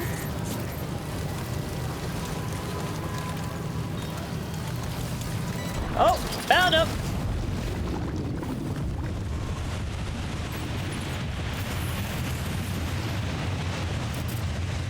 Alright, where you at? Who are we fighting today? Gatequake measuring 7 on the G scale has occurred. You don't say, because a whole city just came up here out of the tar. This must have been the city that got lost in the void out. Oh, there's multiple, like... What even are they? They kind of look like tentacle lions? Alright, we're not fucking with this. Time to summon the octopoid.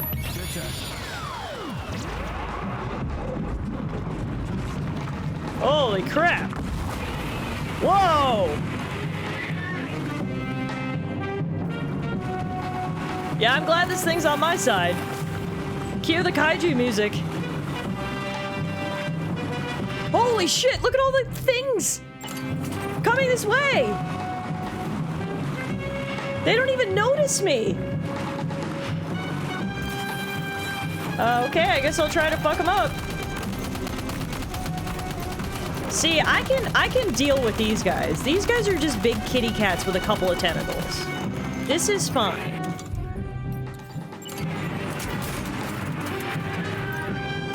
Holy crap, look! Whoa! I choose you, Tentacruel! Thank God I actually had this guy for this fight. Otherwise it would have been 3-on-1.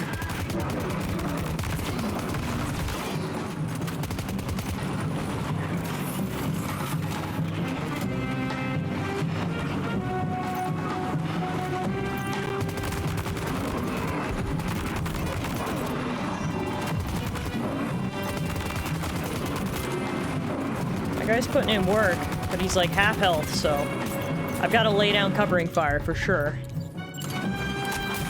Yeah, I don't think he can beat all 3 in 2 minutes, which is why I'm trying to help out best I can. I think he's defeated 1 though.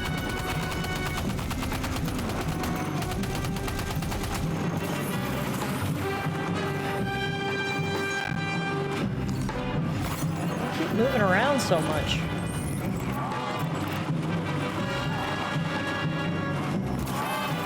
He is a grade A decoy.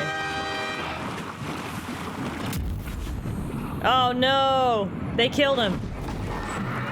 Oh no, that's not right. The slow motion effect was indicative of him killing one of them.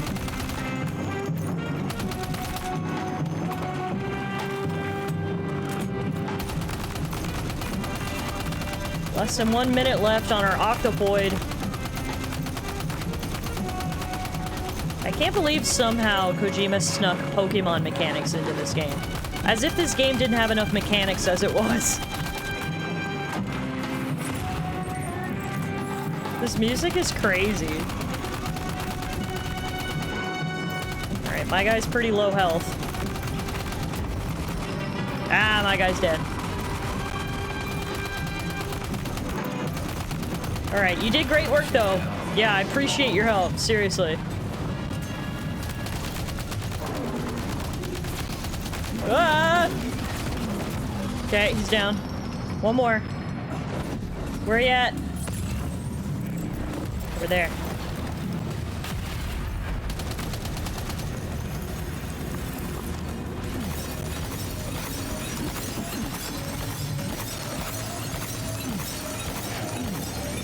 Now, can we catch one of these Arcanine to replace Tentacruel? That's a good point. Maybe I should try catching this guy. I don't even know what's happening with him. He's struggling. This probably is a good time to throw a grenade, actually. EX capture grenade. I don't know where his mouth is, but let's see what we can do. Did it work? What is happening? He's like drowning.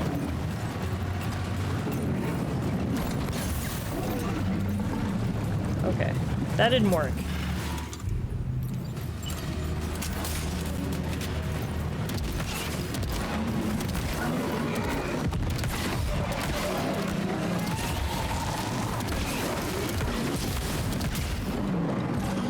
Alright, no Arcanine for us. I guess he wasn't low enough HP. He escaped the Pokeball. Alright, I think we're done. Holy moly. That was crazy. Alright. Let's slog our way through all this mess now. Have a quick drink from our canteen. Pick up these crystals and then go back and get our truck.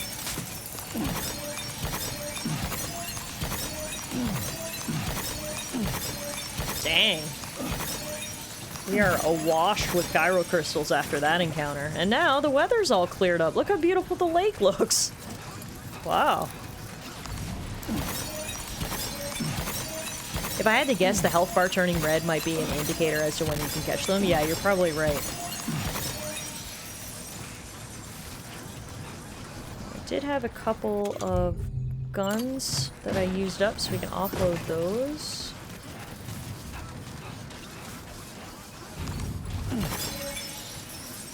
Okay, let's go get our truck. Well, at least we made it through both BT encounters relatively unscathed. When compared to the last BT encounter, I would say extremely unscathed. Rainy day has worn off. The battlefield has returned to normal.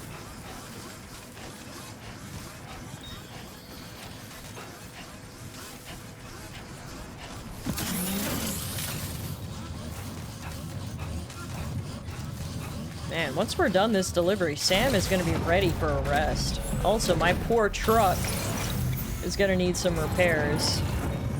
All the tar and time fall doesn't do much for the paint job. That one.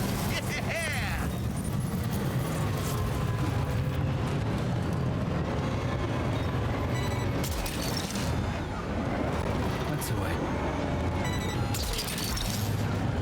You're mine. From Speedy Red to Rusty Red. And I don't like Rusty Red. Alright, so we just go up this hill now? Actually, no, this isn't even the right hill.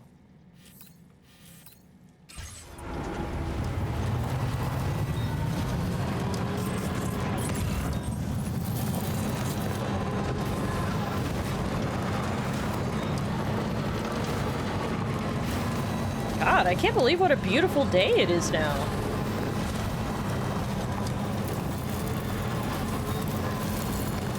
Weather sure changed quick, that's for sure.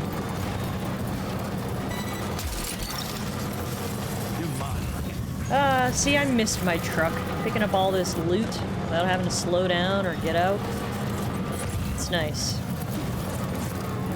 Okay, looks like it should be smooth sailing now up to the top. Let's kick it into high gear.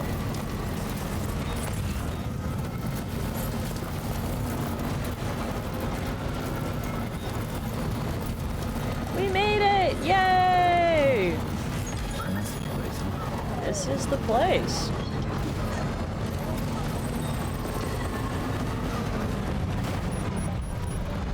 Welcome to F5 East Distribution Center. 42 people live here. Which honestly seems small for the size of the building.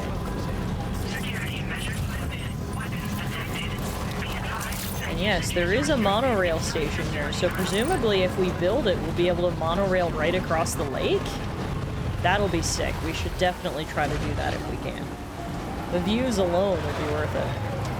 But for now, luckily this is a big enough depot that I can repair my truck here and get it in out of the rain, so let's do that.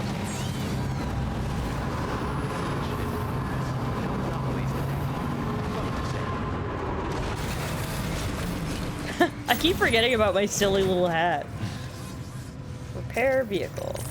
Why can I not do it? No, oh, because I'm not connected to the chiral network. Okay, so we gotta do this first. Delivery! I've got chiral microbes, a disaster response manual, and a vitals analyzer.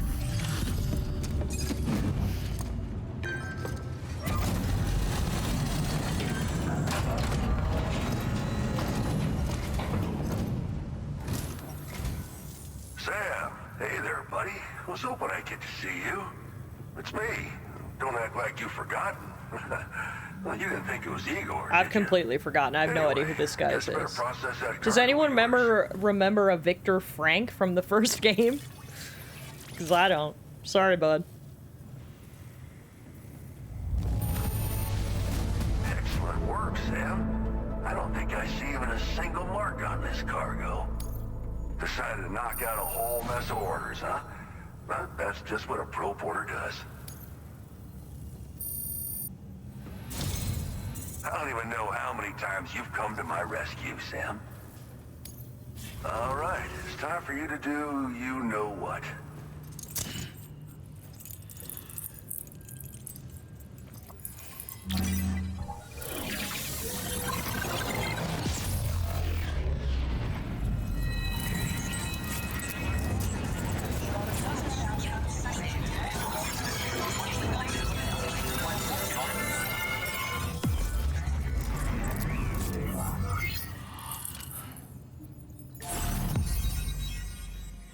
New strand established. Welcome to the network, Victor Frank from the F5 East Distribution Center. And that gets this shore of the lake onto the map. The Magellan cruises over to meet us. And we've unlocked the porter suit Junji Ito. This stylish number features an illustration by Junji Ito. It has an anti-BT effect, making it easier to escape from gazers and watchers. Damn. We're gonna have to wear that.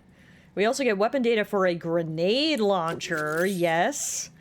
And structure data for a cargo catapult. A structure that allows launches batches of cargo, over long distances. A parachute can be deployed in midair, allowing you to adjust its landing location. Huh. Not sure how handy that would be, but okay, sure. I love having options.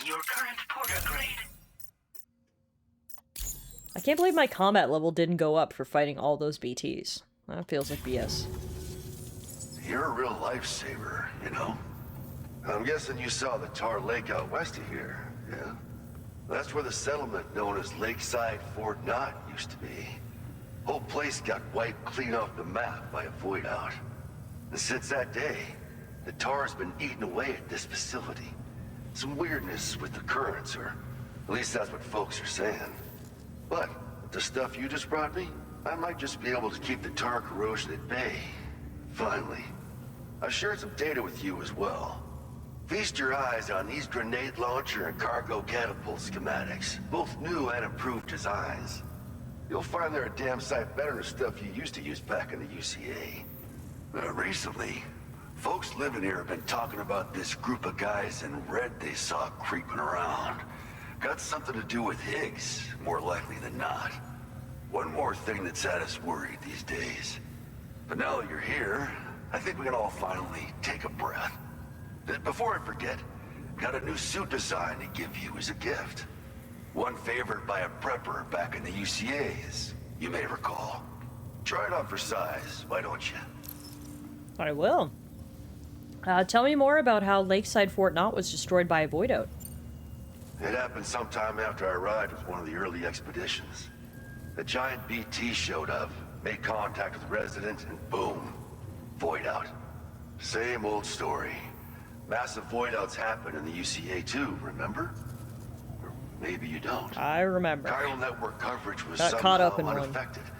But unfortunately, thousands of people were caught in the explosion. And you know, I guess that's why there's not many people here. I can't help but think about Igor. Tell me more about the group of guys in red. Something like that. I suspect it was a squad of ghost mechs myself. I heard about you shutting down that weapons factory, but arms and ammo are still finding their ways into the hands of bad guys, aren't they? So Higgs is still stirring up trouble behind the scenes, I presume. Word travels fast. Everyone knows that Higgs is behind the red guys put a now. Stop to his activities. And the weapon data we shared with you is one of the products of our efforts. I tell you, a world where we don't need these damn things can't come soon enough. But on the bright side, we at least have some researchers who are based in Lakeside Fort Knott helping us out here. And if you're up for it, maybe you can help us with our work too. Alright, well, for now, I'd best get a move on. This is just how it went down back in the UCA. We think we were done for. Then the man who delivers shows up. That's me. Truth is, you're the reason I volunteered for the advanced expedition. The reason I was able to keep going. Damn, Victor. I figured if I did, I might get a chance to see you again. That BB pod you're carrying is different than I remember. Doesn't have my brother's keepsake attached anymore either. But hey, life's not just about things. Promise me you'll never forget Igor, Sam. He's gone. I've already forgotten Igor. I'm sorry, Victor. I do not remember him at all. Probably talk about work. An order with your name on it just came in. A request from a guy not far from here who spends his days fishing in the tar. Fishing in the tar? Think of it. I believe he's one of the precious few survivors of the Lakeside Fort Knot void out. It's filed under sub-orders on the delivery terminal here. Take a gander, see what you think. I definitely want to do that. I want to learn more about tar fishing. I'm sure that's interesting. Fine work as always, Sam. Now come back to this ship and get some rest. Also, we've identified what may be a ghost mech outpost. I'd like you on standby. Your next order might be a dangerous one. Noted. But yeah, Igor who? I feel bad, but I do not remember Victor and I do not remember Igor. Alright, now that we're connected to the chiral network, I can finally repair my poor truck. A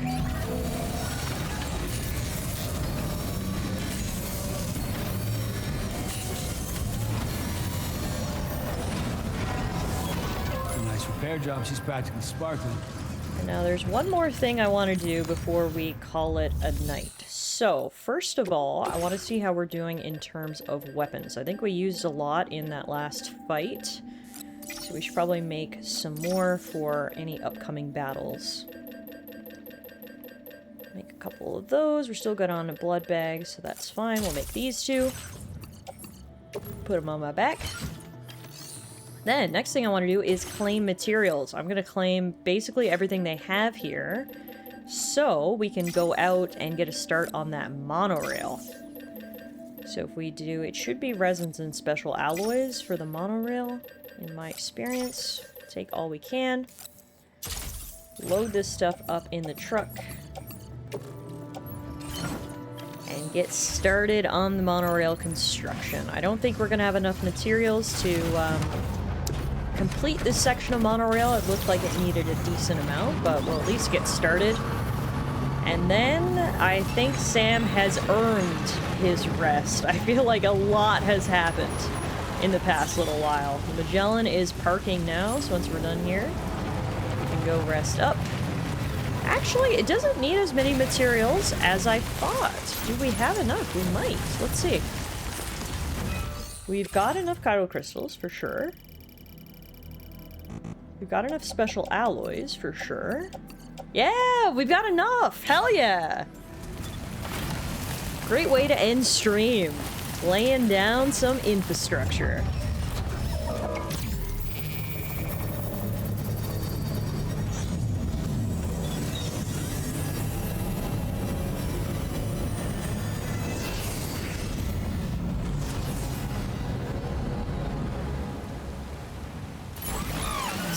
So the monorail, oh, it doesn't go across the lake after all. I thought it did, but it actually kind of spins around a little bit, and it's heading north. So that means it's heading back. Oh, and some fellow porters have already got a piece of the track already laid. So if I can lay the track here, and then lay the track there, I think it'll go all the way to the metagenomicist, which is cool. It's always nice to see when parts of the infrastructure have already been completed by other porters. Makes my life easier. But okay, awesome. So there we go. We got one piece of track. We can get another piece there, and then we should have a full route. Alrighty. Well, let's take our truck into the Magellan, out of the elements. That way Sam can rest up and he'll be ready for our next stream. Having to do all of this entirely on your own would be a slog. Exactly. So it's nice that every now and then some other porters pick up the slack.